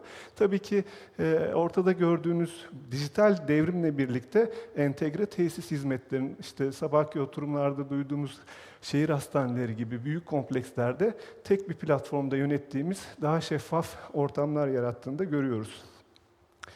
Şimdi dijitalleşmeye 2016 yılında ülkeleri dolaşarak başlarken arka planda bir sürü detay var ve bunu anlatmak aslında çok zor. Çünkü bu sadece tek bir mühendislik dalının değil, işin içerisinde IT var, software'cılar var, mekanik elektrik mühendisleri, mekatronik mühendisleri, birçok bilim dalının bir araya geldiği süreçler var. Açıkçası bunu basite indirgemek gerekiyor. Nasıl basite indiriyoruz? Küçükken ben matematik konusunda çok iyi değildim ilkokuldayken. Annem işte 2 tane fındık koyardı, 2 tane daha fındık koyardı. 2 artı 2 ne yapardı? 3 derdim. Tabii çıldırırdı kadıncağız. Çünkü o arada bir fındığı yemiş olurdum. Tabii buradaki hikaye de birazcık böyle. Yani aslında 4 tane basamak görüyorsunuz. Bunlar 4 tane fındık. Bunlardan hiçbirini atlamamanız gerekiyor veya yememeniz gerekiyor. Çok basit olarak anlatmak gerekirse işin başlangıcı IoT device dediğimiz aslında nesnelerin internetini sağlayan sensörler veya bağlantı yaptığımız her türlü obje var bunun içerisinde. Eskiden biraz daha basit olaraktan BMS veya otomasyon sistemi olarak adlandırsak da görmüş olduğunuz protokollerle şu anda bağımsız her türlü cihazı birbirimize bağladığımız bir sistematikten bahsediyoruz. Bunun diğer tarafı connectivity dediğimiz bağlanabilirlik ki burası birazcık daha işin içerisine software'in girdiği ya da sevmediğimiz, bilmediğimiz bir sürü jargonun konuşulduğu, cloud'ların olduğu, gateway'lerin olduğu başka bir dünya var. Burayı da çözmek gerekiyor burada ilerlemek için. 3. basamak ve 4. basamak artık işin birazcık daha yer altından yer üstüne çıktığı, müşteriye bunu yazılım platformunda aktardığımız ve bu platformu da sunduğumuz kısım. Yani dataları topladık, bu datayı işledik ve bu datayı işledikten sonra ne yapıyoruz? Yani artificial intelligence dediğimiz yapay zekayı konumlandırdığımız kısım. Son basamakta bunu artık bir ürün haline getirdiniz. Telefonunuzdaki bir aplikasyon üzerinden veya kurduğunuz bir yazılımın arayüzü üzerinden müşteriye taşıdığınız bir süreç. 4 fındığı unutmayın bu arada. Tabii ilginç olan matematik olaraktan bu kadar zayıf olduktan sonra makine mühendisi olmam da herhalde fındığın faydasından dolayıdır diye düşünüyorum. Şimdi bu yolculukta birkaç tane temel engel var. Bu engellere dokunmak gerekiyor. Bir tanesi maliyet ama maliyetin neden maliyet olduğuna odaklanmak gerekiyor. Çünkü bu 4 basamağı planlarken veya organize ederken eğer müşterinin karşısına 4 tane fındığı çıkartıp buyurun bunun da maliyeti budur diye anlatırsanız bu hikayeyi kimse sizin 4 fındığınızı almaz. Çünkü arka planda burada kattığınız değerleri, ne fayda sağlıyorsunuz ki bunların birçoğu bazen subjektif veya relatif değerler de olabiliyor. Yani işte workspace management dediğimiz iş ortamlarının yönetilmesi gibi konuların aslında müşterinin çalışanları üzerindeki performans artışı gibi konuları nasıl ispatladığınız aslında o 4 fındığı nasıl sattığınızla ilgili. Çok basit olarak şöyle bir örnek veririm. Bu yolculuğa çıktığımızda ilk başta yönetim kuruluna bir sunum yapıyorum. Tabii 2016 yıllarında sensör alanındaki teknolojiler daha dünyada da çok gelişmediği için aşağı yukarı ortalama sensör fiyatları $150 arasında değişiyordu. Bugün $30 kadar düştü. Şimdi yönetim kurulundaki kişiler dediler ki, ya dediler bu sensörler $1, yarım dolar şeyler dediler. $100 sensör mü olur? Sen bunu iyi araştıramamışsın, git öğren de gel şeklinde başlayan bir şey. Dolayısıyla bu birazcık hani farklı bir dünyayı algılamak ve bu maliyeti nasıl anlattığınızla ilgili bir süreç. Siber güvenlik, bizler ülke olaraktan biraz uzağız ama 62.443 standardı Avrupa'da çok sıklıkla durulan, Amerika'da da takip edilen bir standart. Bu standardı hayatımıza sokmuş olmamız gerekiyor. Çok basitçe şöyle anlatabilirim. Sayılar birazcık böyle korkutucu. Günlük 1.6 milyon siber atak yapılıyor dünya üzerinde ve bunun yıllık ortalaması da 600 milyon. Şimdi siber güvenlikten kastımız nedir? Hepimiz işte gazetelerde veya şirketlerinizde duyuyorsunuz. İşte bilgilerimi çaldılar, ondan sonra da bunları para karşılığında işte bana tekrardan satmayı önerdiler gibi. Basit önermelerle başlayan bu hikaye aslında 3 tane, 4 tane katmandan oluşuyor. Birinci katman, Çok basit bir güvenlik, yani evinde bir üniversite öğrencisi tarafından karşılaşacağınız bir siber saldırı. İkinci katman, koordineli bir grup insan tarafından karşılaşacağınız bir siber saldırı. Üçüncü katman, biraz daha profesyonel, bunu bir iş haline getirmiş kişiler tarafından yapılan siber saldırılar. Bu standart sadece sizi bu üç katmana kadar koruyabiliyor ve bu gereklilikleri ve bu protokolü uyguladığınızda kendinizi bir nevi standartlar çerçevesinde koruyoruz diyebilirsiniz. Dördüncü katmanla ilgili yapılabilecek hiçbir şey yok. Bugün Amerika, Çin gibi devletlerin siber asker dedikleri gruplar var. Dördüncü katmanla ilgili ben zannetmiyorum aramızdan hiçbirine bir devletin siber askerlerinin saldıracağını. Ama yine de çok önemli bir şey. Çünkü kurmuş olduğunuz bir sensör üzerinden ilgili firmaya erişip o firmanın gizli belgelerini ve bilgilerine ulaşma imkanı mevcut.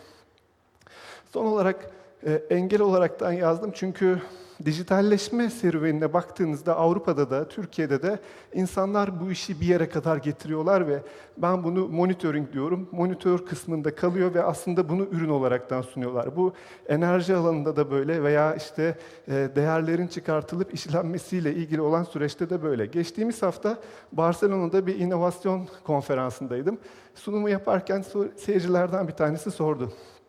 Dedi, artificial intelligence dediğiniz konuyu dedi, siz dedi bir hastanede dedi, ne kadar hani operasyonunuzu teknik olaraktan yapay bir zekaya teslim etmeye güvenebilirsiniz? Sizce insan faktörünü ne kadar bu işin içinden çıkartmalıyız? Ya burası ile ilgili cevabım şöyle, tabii bu ütopya. Sonuçta bu serüvenin sonucunda hani bu sorunun cevabı makinelerin insanları yok etmesine kadar giden bir sürece de dönüşebilir. Ancak benim görüşüm 5 yıl içerisinde gerçekten buradan topladığımız büyük dataları yöneten yapay zekaların bu işleri insanlardan daha verimli yapacağını görüyoruz. Bugün üretim yapan fabrikalara baktığımızda hata oranları insan bazında yapılan üretimlere kıyasla %20-25 iyileşmiştir. Yani neredeyse sıfır hataya yakın üretim yapan makine öğrenmesini ve yapay zekayı kullanan fabrikalarımız var. Entegre tesis yönetimi açısından resme baktığınızda oynayabileceğimiz oyun alanları aslında hemen hemen burada özetlemeye çalıştım. Bunun fotoğrafını çekiyorsanız 4 fındığı unutmayın. 4 fındık olmadan bunları yapabilme şansınız yok. Denerseniz de başarısız oluyorsunuz. Temel olaraktan aslında bugün de kavramlı geçen konular içerisinde iş ortamı yönetimi, bunun içerisinde yönetim toplantı odalarının yönetilmesi, bina içerisindeki doluluk oranları, insan akışları gibi süreçler veya hastanelerdeki çarşafların taglenerekten takibi veya porter elemanlarının takibi gibi konular olabilir. Temizlik alanında akıllı temizlik uygulamaları, sarf malzemelerin takibi. Teknik kısım birazcık daha böyle ben seviyorum çünkü teknik kısımda ortaya koyduğunuz şeyler müşteriler nezdinde bir paraya hitap ediyor ve bir para olarak da konuşabildiğiniz daha somut şeyler. Burada işte enerji var, kestirimci bakım veya işte konfor alanlarının gözlenip buna göre bir işlem yapılması gibi süreçler var. Catering ile ilgili soğuk odaları izleyip işte catering hall'larda verilen yemek hizmetine bağlı tabak vesaire veya insanların doluluk oranlarını takip edebilirsiniz. Keza aynı şekilde güvenlik alanında da güvenlik denetimleri ve işte sensör olaraktan aslında nitelendirmemiz gereken kameraların kullanaraktan akıllı süreçler yürütüyor olabilirsiniz. Bunların hepsini yaptığınızda entegre bir şey olacak. Tabii bunları topladıktan sonra bizler geldik. Kendi merkez binamızda bunun uygulamasını yaptık. Bunun içerisinde burada bir digital twin dediğimiz aslında binamızın bir dijital ikizini yaratıyoruz. Bunu yaparken iş başlangıcı olaraktan Building Intelligence Modeling dediğimiz aslında 3 boyutlu binanın bir modelini yaratmak var. Bu sadece plazalar veya ofisler olaraktan düşünmeyin. Endüstriyel tesislere giderekten bir AutoCAD çiziminiz olmasa bile artık bir lazer beamer'la uzay çatı makası arasındaki kanal ve boruların 3 boyutlu modellemesini çıkarabilir durumdayız. Bu AutoCAD çizimi olmaksızın daha önceden yapmaya kalktığınızda çok zorlu ve çok meşakkatli bir süreçti. Bunu işte birkaç günlük bir çalışmayla yapabiliyorsunuz. Birazcık neler var bunun içerisinde onun detaylarına gireceğim. Tabii ki modüler bir yapı. Temelde insanların yerleşme ve açık ofis sistematiği ile alakalı olan bir şey. Ben 2016 yılında ISS'e ilk başladığımda odalarımız vardı. Bu arada şirket olaraktan aşağı yukarı her sene %20-25 organik olaraktan büyüyen bir grubuz. Buna bağlı olarak da her sene yeni yöneticiler, yeni personeller geliyor ve o esnada binada yer sıkıntısı çekiyorduk. Bu şu demek değil, hani ofisleri yöneteceğiz, biz de Türkler de öyledir, hani yapalım, hani call center gibi insanları sıkıştıralım, paketleyelim değil. Oturduk, baktık, gerçekten işte 8 metrekare standartlarında bir insanın çalışabileceği bir ofis alanında nasıl yerleşebiliriz? Bunu yaptıktan sonra şu anda ofise gittiğimizde evet bir odamız yok ama boş olan masaları, doluluk oranlarını görerekten ilgili boş bulunan yere çalışan personeller yerleşebiliyorlar. Diğer fonksiyonlardan bir tanesi aslında sıcaklık, nem, karbondioksit, partikül gibi süreçleri takip edip bunları personellere yansıtabiliyor olmanız gerekiyor. Bunun fiili faydasını görmek şu şekilde, hani direkt somut elle tutulabilir bir veri yok ama yine Avrupa Birliği'nde yapılan çalışmalara baktığınızda şirketlerin verimlilik kavramı, personellerin mutlu bir çalışma ortamında çalışmaları artı hastalık oranlarındaki düşme, yani bir yerdeki partikülleri ve oradaki karbondioksit seviyesini kontrol ediyor olmanız daha sağlıklı bir ortamda çalışmaları iş verimliliğine etkileri kanıtlanmış ve %10'un 15'in üzerinde bir verimlilik artışı olduğu belirlenmiş. Tabii burada tek tek işte nemlilik, sıcaklık gibi değerleri kontrol ederekten görebiliyorsunuz. Bir başka derdimiz de toplantı odası. Bizde maalesef yapımızda var. Gidersiniz toplantı odasına, kapıda bakarsınız toplantı var, set edilmiş. İçeride kimse oturmuyor. Çok önemli bir misafiriniz vardır, toplantıyı yapamıyorsunuzdur. Aşağı yukarı bütün plazalarda yaşanan en büyük problemlerden bir tanesi. Sistem ne yapıyor? Tabii yine işin içerisinde ufak bir yapay zeka var. 10 dakika içerisinde toplantıya katılım yoksa ilgili kişiye mail atıyor ve yeni toplantının yapılması ve ona bağlı tüm iklimlendirme, aydınlatma senaryolarında çalıştığı bir düzende süreci görüyorsunuz. Web toplantılarınızı takip ediyorsunuz. Birazcık daha temizlik alanı ile ilgili uygulamalar bunlar. Aslında bizim sarf malzemesi takibi dediğimiz işte tuvalet kağıdı, havlu, sabunluk bunları takip edip hatta çöp kutusunun doluluk oranı ve aşağıdaki grafikte görmüş olduğunuz insanların hangi sıklıkta tuvalete gittikleri ve bunu nasıl kullandıkları ile ilgili dataları topluyorsunuz. İşte bu datalar size big data'yı oluşturuyor. Bugün bizler ülkemizde input dediğimiz, yani şartnamelerde bize personel sayısının diretildiği veya verildiği bazı ihalelere giriyoruz. Ama aslında modelimizi output dediğimiz, hani frekansa ve sıklığa göre kendimizin hikayeyi okuyaraktan götürdüğümüz bir sürece taşımak istediğimizde bu dataları kullanmak çok büyük farklılıklar oluşturuyor. Özellikle ölçekler şehir hastaneleri veya 3. havalimanı gibi içerisinde 1000 ile 2000 kişi arasında temizlik personeli çalışan tesisleri düşündüğünüzde sadece %10 tasarruf sağlasak 2000 kişide düşünün nasıl bir tasarruf sağlıyoruz. En sevdiğim kısım enerji kısmı. Herkes bir şekilde enerji jargonlarını veya işte IoT jargonlarını kullanıyor. Burada birazcık daha işi bir basamak daha yukarı taşıdık aslında. Bir enerjiyle ilgili harcamayı monitör etmek ve bunu göstermek kolay bir şey.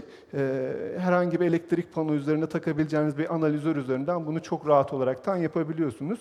Biz ne yapıyoruz? Neyi öneriyoruz? Az önce David'in de söylediği gibi IoT bize aslında neyi getiriyor? Anlık olaraktan bir şeyi kontrol etme imkanını getiriyor. Yani bugün baktığınızda bu toplantı odasında bazen böyle bir üşüme hissi geliyor değil mi? Hani böyle bir soğuk hava üflüyor vesaire. Niye oluyor bu? İşte IoT'yi kullanmadığınız için. Çünkü zannetmeyin ki yukarıda bu işleri yöneten bir teknisyen orada size göre hava kalitesini ayarlıyor. IoT bize bunu sağlıyor. Çünkü buranın sistemi muhtemelen yazın en sıcak, kışın da en soğuk güne göre bir otomasyon senaryosu üzerinde çalışıyor. IoT'ye sahip olduğunuzda ise almış olduğunuz anlık iç ortam sıcaklığı verilerine göre kontrol imkanıyla bazı saving imkanlarınız doğuyor. Tabii bunu yapabilmeniz için bir kere bu tesisin içerisinde bu operasyonu ve bu prosesi bilen, enerjiyi bilen mühendisleriniz olması gerekiyor. Dolayısıyla arka planda sağladığımız şey şu, evet enerjiyi analiz ediyoruz. Enerjiyi analiz ederken bunu en ince liflerine kadar ayırarak analiz ediyoruz. Aydınlatmasından proses ekipmanlarına veya bir bina ise kullandıkları pompasından ısıtmasına, soğutmasına kadar tüm ince liflerine kadar analiz ediyoruz. Bu veriyi toplama kısmı. Veriyi topladıktan sonra bu işi bir baseline dediğimiz o binanın enerji kimliğini çıkarttığımız bir modele oturtmamız gerekiyor. ISS olaraktan bir EVD firmayız, enerji verimliliği denetim firması. Bunu yapan şu anda piyasadaki firmalar şu şekilde yapıyorlar. Önce gidip ilgili binanın enerji datalarını alıyorlar. Sonra orada bir verimlilik arttırıcı proje yaptıktan sonra devamında tekrardan bu süreci tekrardan ölçümleyerekten ne kadar saving yaptıklarını hesapladıkları bir yöntemle yapıyorlar. Bu modelde ise şu var. Aynı yıl, aynı gün, aynı saat içerisinde geçen yıla göre ne kadar save ettiğini gösteren bir grafik üzerinde müşteri bunu görebiliyor. Yani anlık olaraktan ne kadar save ettiğini görüyor. Tabii burada mühendis olaraktan baktığınızda başka detay sorular var. İşin içerisinde iklim değişkenleri veya şu tip sorular geliyor. Ya ne bileyim sen cihazları kapattın da o yüzden mi save ettin gibi. Tabii ki böyle değil. Belli konfor standartlarını sağlamak ve IPLMV metodolojisi denilen uluslararası bir metodolojide bunları aynı baseline'da elma elma kıyaslaması yaparaktan yazılım üzerinde gösterebileceğiniz bir modelden bahsediyoruz. Günün sonunda da bir kazanç ortaya çıkıyor. Diğer kullanılan tüm IoT ekipmanlarında da bir takım faydalar var ama burada çok somut bir durum olduğu için çok bunu anlatması da uygulaması da keyifli. Sonuç olaraktan özellikle ölçüm ve otomasyon dünyasında çokça kullanılan ölçmek, bilmek, bilmekte yönetmektir metodolojisinin üzerinden aslında birazcık gelmek istiyorum. Çünkü sabahleyin de hastane projeleri gibi çok bizim kritik ortamlar olaraktan belirlediğimiz projeleri yönetiyoruz.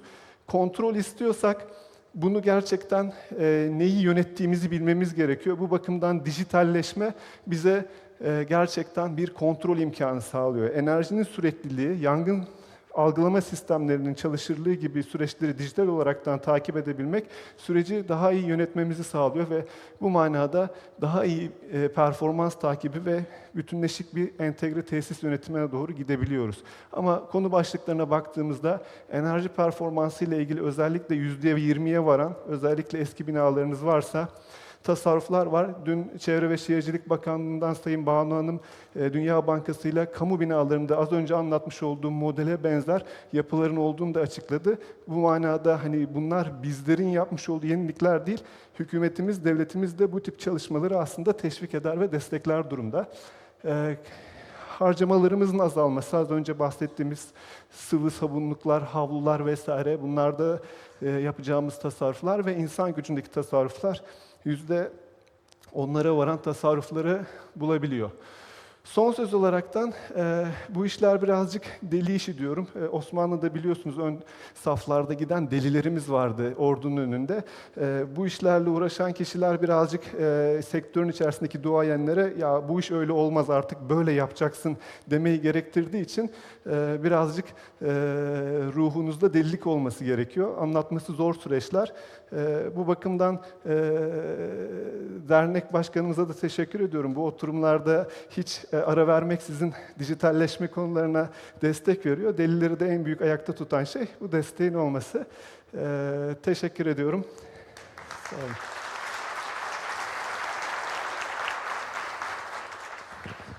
Thank you very much, Dagan. It's very interesting to hear how you explain difficult topics like cybersecurity and AI. I am an engineer. I love mathematics. I'm a little bit of a nerd, so then it's very interesting to hear how you explain it. Thank you very much. Then we go to the next speaker and the last one of this session, which is Mr. Dugut. He is a management consultant and works freelance, and he has a very interesting background. He worked at the UK, US, in India, all over the world. So he has a very global perspective. And he has been in management positions, like general management, CEO, board positions. And over the years, he has a very strong interest in technology. So welcome Mr. Turgut on the stage. Thank you very much. Okay, thank you very much. Well, I will make my speech and the presentation in Turkish. I will talk Turkish, but I would like to give a brief information about my presentation here in English as well. And my presentation based on the paper that I wrote for this conference, and there will be the relation effects of Industry 4.0 to facility management, and the mostly focusing on the strategy and the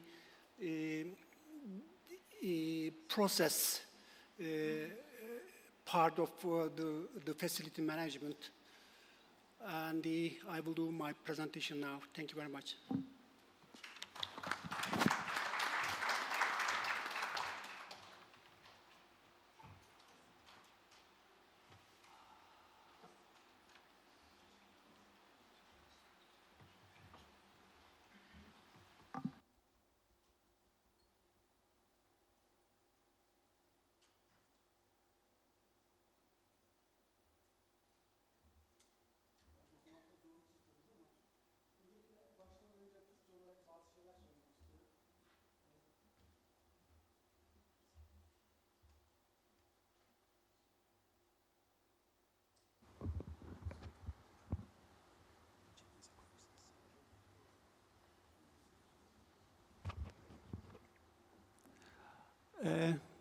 Konferans için ve davetiye için çok teşekkür ederim Levent Bey'e ve Harun Bey'e.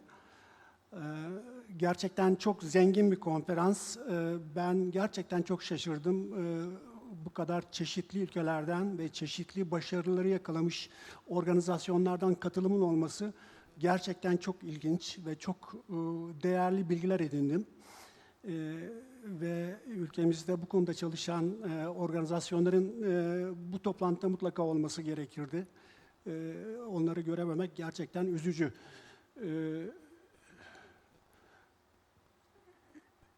Dediğim gibi ben bugün konuşmamda bu konferans için hazırlamış olduğum bir makalenin özetini vermeye çalışacağım. Biraz daha farklı grafiklerle zenginleştirmeye çalıştım. Konuşmam tesis yönetiminin daha çok işlevselliği ve stratejileriyle ilgili olacak. Bazı önemli noktaları highlight etmeye çalışacağım. Tesis yönetimi deyince Uluslararası Standartlar Organizasyonu bir tanım yapmış. İnsanların yaşam kalitesini ve temel işini, verimliliğini artırmak amacıyla insanları yapıları, çevreyi, yerleştirme sürecini bütünleştiren örgütsel işlev olarak tanımlamış. Uluslararası Tesis Yönetimi Derneği ise tesis yönetiminin insanları, yeri, süreçleri ve teknolojiyi birleştirerek yapılı çevrenin işlevselliğini sağlamak için birden fazla disiplini kapsayan bir süreç olarak tanımlamış. Günümüzde tesis yönetimi gerçekten mali kaynakları, fiziksel kaynakları, insan kaynakları, bilgi kaynakları ve bunun etkili ve verimli yönetimi gibi kilit alanları içeren bir alan görülmektedir. Kurumsal düzeyde tesis yönetiminin tanımı, yönetim ilkelerinin tüm yönlerini asenkron biçimde birleştirerek sürdürülebilir iş büyümesi, verimlilik ve uzun ömür ve karlı büyümeyi sürdürmek, sağlama amacına hizmet etmektedir. Buradan yola çıkarak günümüzde tesis kavramını amacı özel tasarlanmış bina, onu destekleyen tüm alt ve üst yapı ve ona anlam kazandıran işlevlerin bir bütün olarak görmek gerekmektedir. Bu da modern anlamda tek tipleşen yapılardan ayrılan, özelleştirilmiş ve özgün işlevler kodlamış farklı bir zaman, mekan kullanımı anlamına gelmektedir. Bu yeni tesis kavramında yeni bakış açısına ve yaklaşıma göre var olan yapı standartlarının ötesinde algıları, ürünleri, çalışanları ve dışarıda kalanları yeniden konumlandıran bir felsefe söz konusu. Yani bir tesis yapıyorsunuz, tesisi içeridekilerle beraber dışarıdakileri de konumlandırarak tekrar tasarlıyorsunuz, planlıyorsunuz ve düşünüyorsunuz ve bunu gerçekleştiriyorsunuz. Ve tesis yönetimi düşündüğünüz zaman bunun tasarım proje aşamasından inşaat ve operasyon yönetim aşamalarını bir bütün olarak düşünmeniz gerekiyor. Ve bunlar arasındaki ağırlığı kesinlikle eşit olarak algılamanız gerekiyor. Akıllı bina deyince ne anlıyoruz? Akıllı bina araştırma çalışmaları ile ilgili literatüre bakıldığı zaman önceki araştırma çalışmalarının temel olarak bir ileri yenilikçi teknolojinin kullanımı, performans ve değerlendirme metodolojileri, yatırım değerlendirme analizi dahil olmak üzere 3 temel araştırma akışı içinde ele alındığı görülüyor. Bir araştırma akıllı tesisi kaynakların yönetimine, harcamaların enerji tüketimini optimize etmeye, krizlere, doğal afetler ve arızalar gibi tepki vermeye, yönetmeye yardımcı olacak şekilde ek teknolojileri ve araçları kullanan fikir, proje ve inşaat aşamalarından kullanım ömrünün sonuna kadar süreç planlaması gerektiren yapılar şeklinde tanımlıyor. Fakat bir binayı, bina operasyonu, otomasyonu, iletişim kurma, işbirliği yapma yeteneği ve ileri teknolojilerle donatmak, tesisin kaynaklarının veya çevre dostu davranışının verimli kullanılmasını ve akıllı olmasını garanti etmiyor. Binayı, kuruluşların harcamalarını ve enerji tüketimini optimize etmeye ya da krizlere, doğal afetlere, arızalar, tepki vermeye yardımcı olacak şekilde akıllı hale getirmek için yatırım öncesi planlama ve onun ötesinde bazı araçlara ihtiyaç duyuluyor. Şimdi akıllı bina için çok net bir tanım yok. Yapılan çalışmalarda ortak bir noktaya varılamamış. Fakat mimarların, proje mühendislerinin veya inşaatları yapanların ortak bir noktada birleşmeleri gerekiyor. Bu yüzden kavramsal bir takım tanımlamalar yapılmış. Bunlardan önemli sayıda makalede referans olarak kullanılan bir tanım var. Bu tanımda akıllı binalarda çevre dostu ve sağlık ve enerji tasarrufu gerekiyor. 2, alan kullanımı ve esneklik gerekiyor. Maliyet etkinliği ve etkinliğe önem vermek gerekiyor. İnsan rahatlığı gerekiyor. Çalışma verimliliği gerekiyor. Güvenlik gerekiyor. Kültür gerekiyor. Yüksek teknoloji kullanımı, yapım süresi ve yapısı, sağlık ve temizlik alanlarında önemli çalışmalar gerekiyor akıllı bir binanın gerçekleştirilebilmesi için. Şimdi Sanayi 4.0, bunu belki çok duydunuz. Gerçekten çok şiddetli ve hızlı bir şekilde geliyor. Şimdi çok basit bir şekilde Sanayi 4.0'ı size anlatmak için farklı bir yöntem denemek istedim. Şöyle ki, bir zamanlar hatırlarsınız belki bazılarınız, asansörlerde mutlaka bir operatör vardı. Asansöre binersiniz, operatör söylersiniz, kaçıncı kata gideceksiniz. O sizi o kata götürür, kapıyı açar ve dışarı çıkardınız. Fakat bir müddet sonra o operatörler ortadan kalktı. Asansörler otomatik hale geldi. Fakat bizler korkar olduk tek başımıza asansöre binmeye. Şimdi şoförsüz araçlar geliyor. Bu şoförsüz araçlara kendimiz nasıl bineceğiz? Çocuklarımızı nasıl emanet edeceğiz? Ve şoförsüz araçla okula göndereceğiz. İşte Sanayi 4.0 bu. Eski asansörlerle mukayese ettiğiniz zaman. Kendi kendine süren otomobillerle görüldüğü gibi 4. sanayi devrimi hedef kitle odaklı üretim yaratmada bağımsız, otonom çalışan ve insanların internetiyle işbirliği yapan akıllı fabrikaları tanıtarak dijitalleşmeyi yeni bir seviyeye taşıyor. Sanayi 4.0'da üreticiler makineleri başlarında birini koyarak çalıştırmak yerine makinelerle iletişim kurarak bunu yapabilir hale gelecekler. Şimdi Sanayi 4.0'ın temel elemanları şunlar.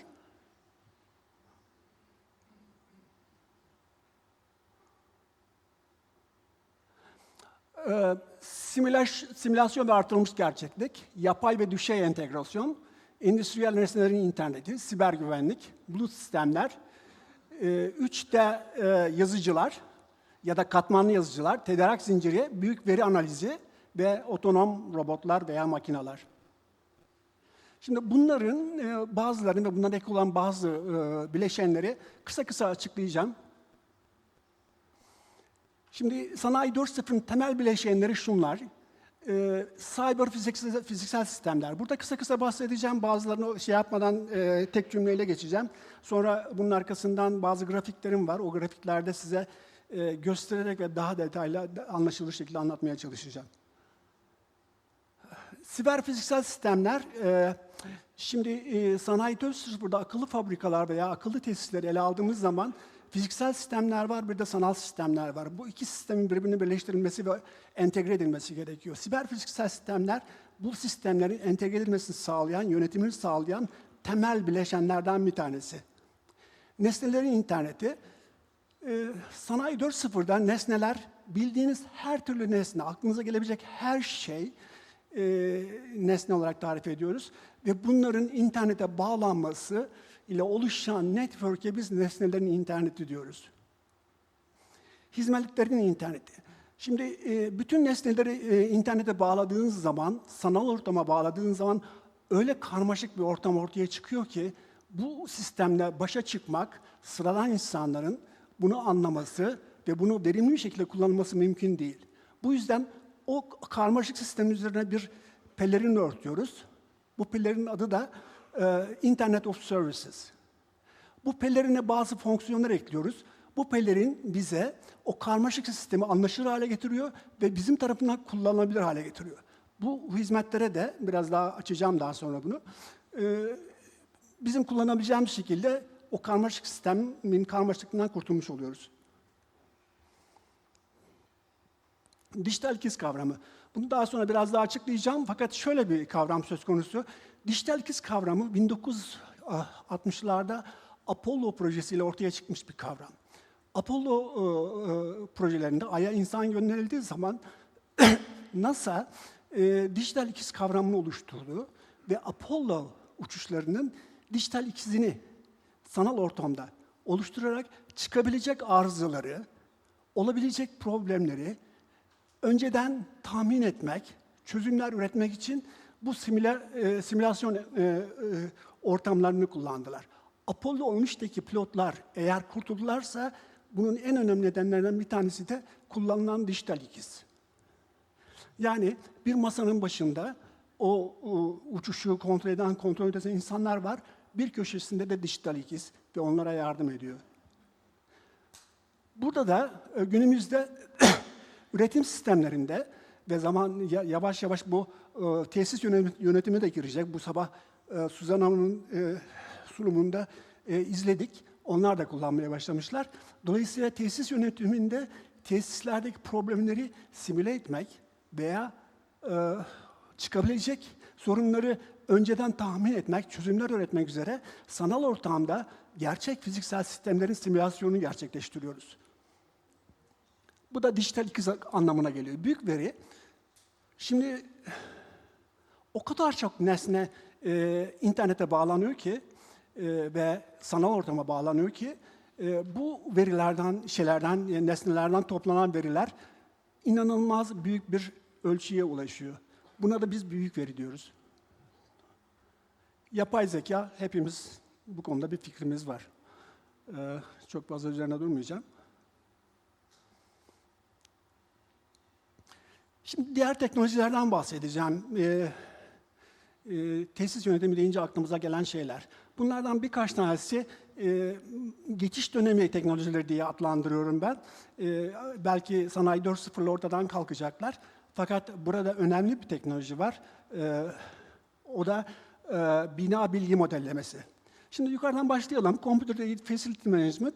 Bu yazılım binalarda tesis yöneticisine idari araçlar ve tesis işlemlerini takip etme, yönetme, raporlama, planlama becerisi sunuyor. Diğer yanda Computerized Maintenance Management System, CIFMERS, tesis ekipmanları ile ilişkili operasyon ve önleyici planlı bakım faaliyetlerini zamanlamak ve kaydetmek için kullanılan bir yazılım. Onun yanında onunla beraber kullanılan bina otomasyon sistemi, BAS olarak bilinen bir bina yönetim sistemi, BMS, binanın havalandırma, aydınlatma, güç sistemleri, yangın ve güvenlik sistemleri gibi mekanik ve elektrik ekipmanlarını kontrol eden ve izleyen binalara kurulmuş bilgisayar tabanlı bir kontrol sistemi. BIM ise çok farklı bir özelliğe sahip. BIM, Tesisin yaşam döngüsü boyunca fikir aşamasından sökülüp ortadan kaldırılıncaya kadar geçen dönemde 3 boyutlu her türlü bilgiyi içeren bilgi. Ve bu bilginin en önemli özelliklerinden bir tanesi tüm paydaşlar tarafından paylaşılması ve kullanılması. Örneğin ihaleye çıkıyorsunuz. İhale dosyası vermek yerine BIM dosyası veriyorsunuz. Dolayısıyla veya bina yapacaksınız, tesis yapacaksınız. BIM'de her şey planlanıyor. Mimarı da, projesi de, inşaatı gerçekleştiren müteahhiti de ve tesis yönetecek kişi de o BIM'i kullanıyor bu bilgiler için. Dolayısıyla BIM, tasarım, proje plan, inşaat, operasyon ve yönetim safhalarına ait kapsamlı tüm bilgileri içeriyor. Şimdi tesis yönetimini olduğu gibi diğer her türlü konuda da bu teknolojik gelişmelerin etkilediği bir takım konular var. Şimdi bunları iki ana şey söz konusu.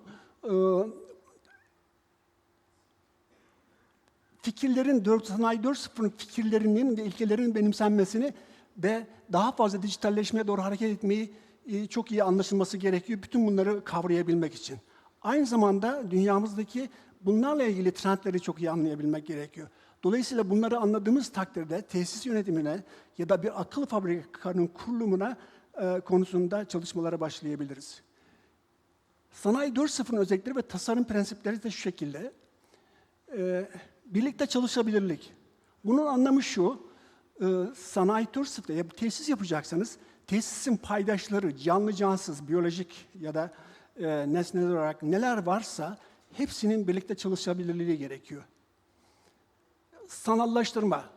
Bunun dijital ikizlerle ya da cyber fiziksel sistemlerle tüm fiziksel sistemlerin sanal ortama aktarılması ve sanal ortamda bunların kopyaların yaratılması. Dağıtık yapılanma. Şimdi güvenlikten bahsedildi. Güvenlik çok önemli bir fonksiyon. Bunun için blok zincir zaman zaman kullanılıyor ve daha çok da artan bir şekilde kullanılmaya devam ediyor. Bu da dağıtık bir yapılanma gerektiriyor.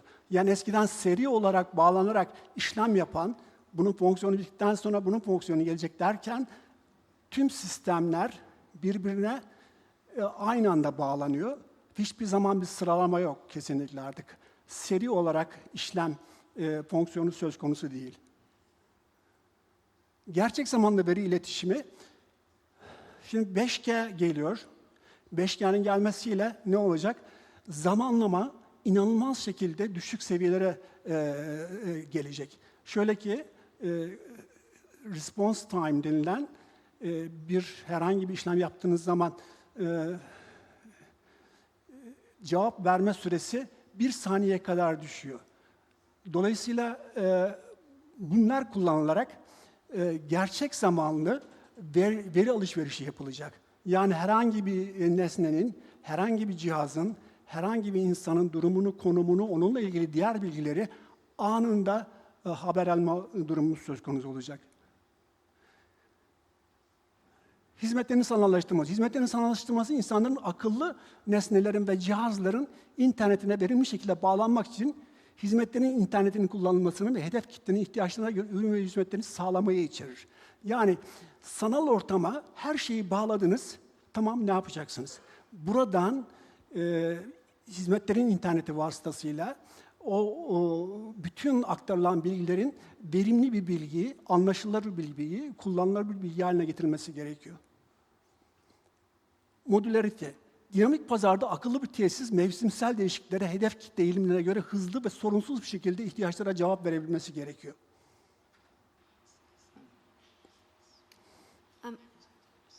Şimdi küresel eğilimler var. Mr. Turgut, I notice you have so many knowledge and so many experiences to share, and it's impossible to fit it into 15 minutes, I'm afraid, but we're running a little bit out of time. Okay. So thank you.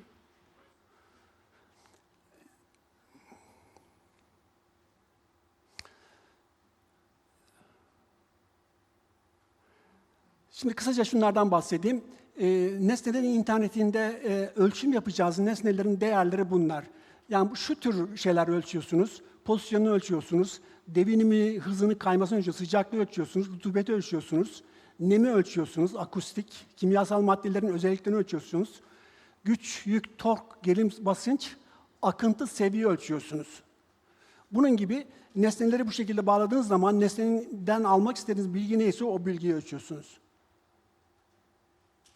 Ve nesneleri bu şekilde bağladığınız zaman fiziksel dünya, dijital dünya ve sanal dünya arasında bir entegrasyon kuruyorsunuz. Ve sanal dünya ile fiziksel dünya arasında anlamsal bir entegrasyon kuruluyor. Bunun anlamı şu, sanal dünya, fiziksel dünyada ne oluyorsa sanal dünyada aynı şeyi hissediyor ve onun kopyasını çıkartıyor. Bütün bunların oluşumunda toplum bilgi entegrasyonu ortaya çıkıyor. Bu da siber fiziksel sistemler 3 parçadan oluşuyor. Fiziksel dünya, siber dünya, fiziksel dünya nesnelerin interneti, siber dünyada dijital ikizlerin olduğu kesim, aradaki de bağlantı noktaları. Dijital ikizin nasıl kullanıldığını burada şöyle anlıyoruz. Bu proje faaliyetleri, dijital ikizin oluşturulabilmesi için dijital ikiz kavramı oluşturulduğu zaman hedefi dünya yaşam döngüsünü tamamını kapsamak, entegre işlerler konusunda sanal bir kopya çıkartmak. Platform oluşturduğunuz zaman sistem içinde sistem oluşturuyorsunuz, veri iletişimi sağlıyorsunuz. Ve onun içindeki makine öğrenmesi, simülasyon ve BIM vasıtasıyla da bina verileri gerçek zamanlı veri paylaşıyorsunuz. Daha sonra insanlara bu hizmetleri sunma konusunda insanların beklentilerine karşılık gelecek hizmetleri sunuyorsunuz. Bu da nesnelerin interneti vasıtasıyla entegrasyon. Şunlar entegrasyonu sağladığınız akıllı bir dünya, akıllı bina dünyası, dijital dünya ve fiziksel dünya. Bunların entegrasyonu sağlamanız gerekiyor. Burası IoT ortamı, burası da hizmet verdiğimiz ortam. Bu da son Sanayi 4.0 kapsamlı dijitalleşme, diğer tüm teknoloji ilerlemeleriyle bir sistem düşüncesi yaklaşımına ihtiyacı var. Charlie Gray, Dijital Kültür kitabında anlattığı gibi sistem düşüncesi, analize bütünsel bir yaklaşımı ifade eder. Her şey sibernetikten etkilenen teknikler ve sistem analiz teorilerinde ortaya koyduğu gibi daha önemli bir sistem içinde bir bileşen olarak analiz edilebilir. Bu tür teknikler makinalara, endüstriyel organizasyonlara, iş planlamasına, şehir planlamasına, hatta askeri stratejiye ve hükümete eşit olarak uygulanabilir. Yani şu anlama geliyor, tesis yönetimine yaklaşımımız sistem yaklaşımı olmalı. Yani tesis eğer akıllı şehir, akıllı tesis, akıllı şehir içinde olmalı. Akıllı şehir, akıllı ülke içinde, akıllı ülkede, akıllı devlet içinde olmak zorunda. Geleceğe yönelik yeni sürdürülebilir yapı işletme modellerinin destekçisi, Sanayi 4.0'ın ümit verici sinerjilerini bir sistem düşünme yaklaşımıyla kullanmalıdır. Tesis yönetimi çok önemli, güncel bir konu. Fakat şu anda gelişmekte olan teknolojilerin dünyamıza yaptığı değişikliklere daha fazla dikkat etmezsek, gelecek tehdit ve tehlikelerden dolayı çok şey kaybedebiliriz. Tesis yönetimi denince, tabii Harari demiyor bunu, önerdiği gibi sadece yapay zeka ve teknolojilere yatırım yapmamalıyız. Dikkatimizi bizi insan yapan eşsiz nitelikleri anlamaya, beslemeye de eşit şekilde adamak zorundayız. Unutmayalım ki gelecekte yaşayacağımız mekanları tanımlamaya çalışan yaratıcı, empatik ve ruhsal öğelere sahip güçlü varlıklarız. Teşekkürler.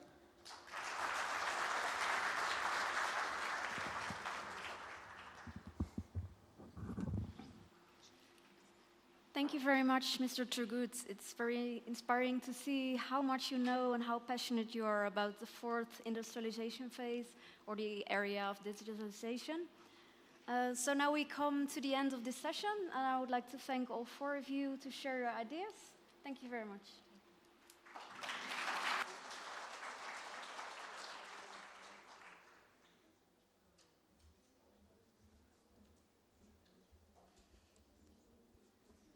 Değerli moderatör,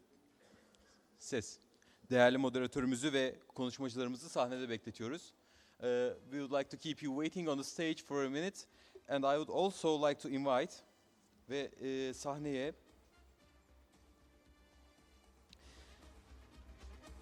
CIFMERS Genel Müdürü, EuroFM İspanya Elçisi Sayın Dr. David Martinez'i ve EuroFM Avrupa Tesis Yönetimi Ağı Başkanı Sayın Goran Milanov'u da davet ediyorum. Ve kendilerine katılım sertifikalarını ve günün anlam ve önemine binaen plaketlerini takdim etmek üzere Ankara Üniversitesi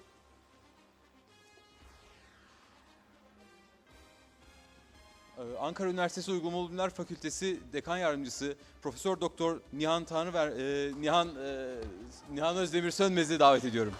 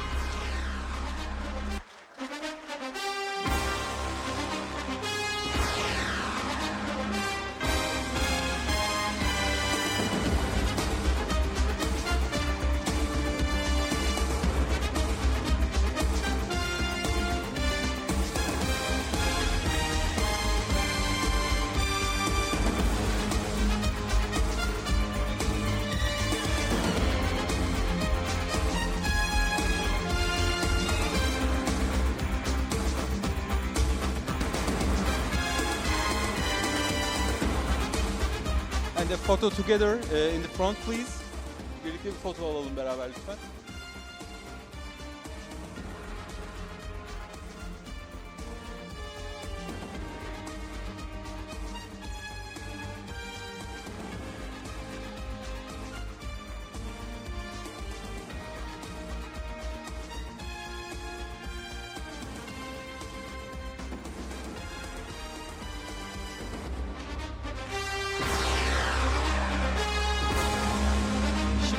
Bir öğle aramız var. Öğle arasından saat 3'te öğleden sonraki oturumlarımıza başlayacağız. Görüşmek üzere.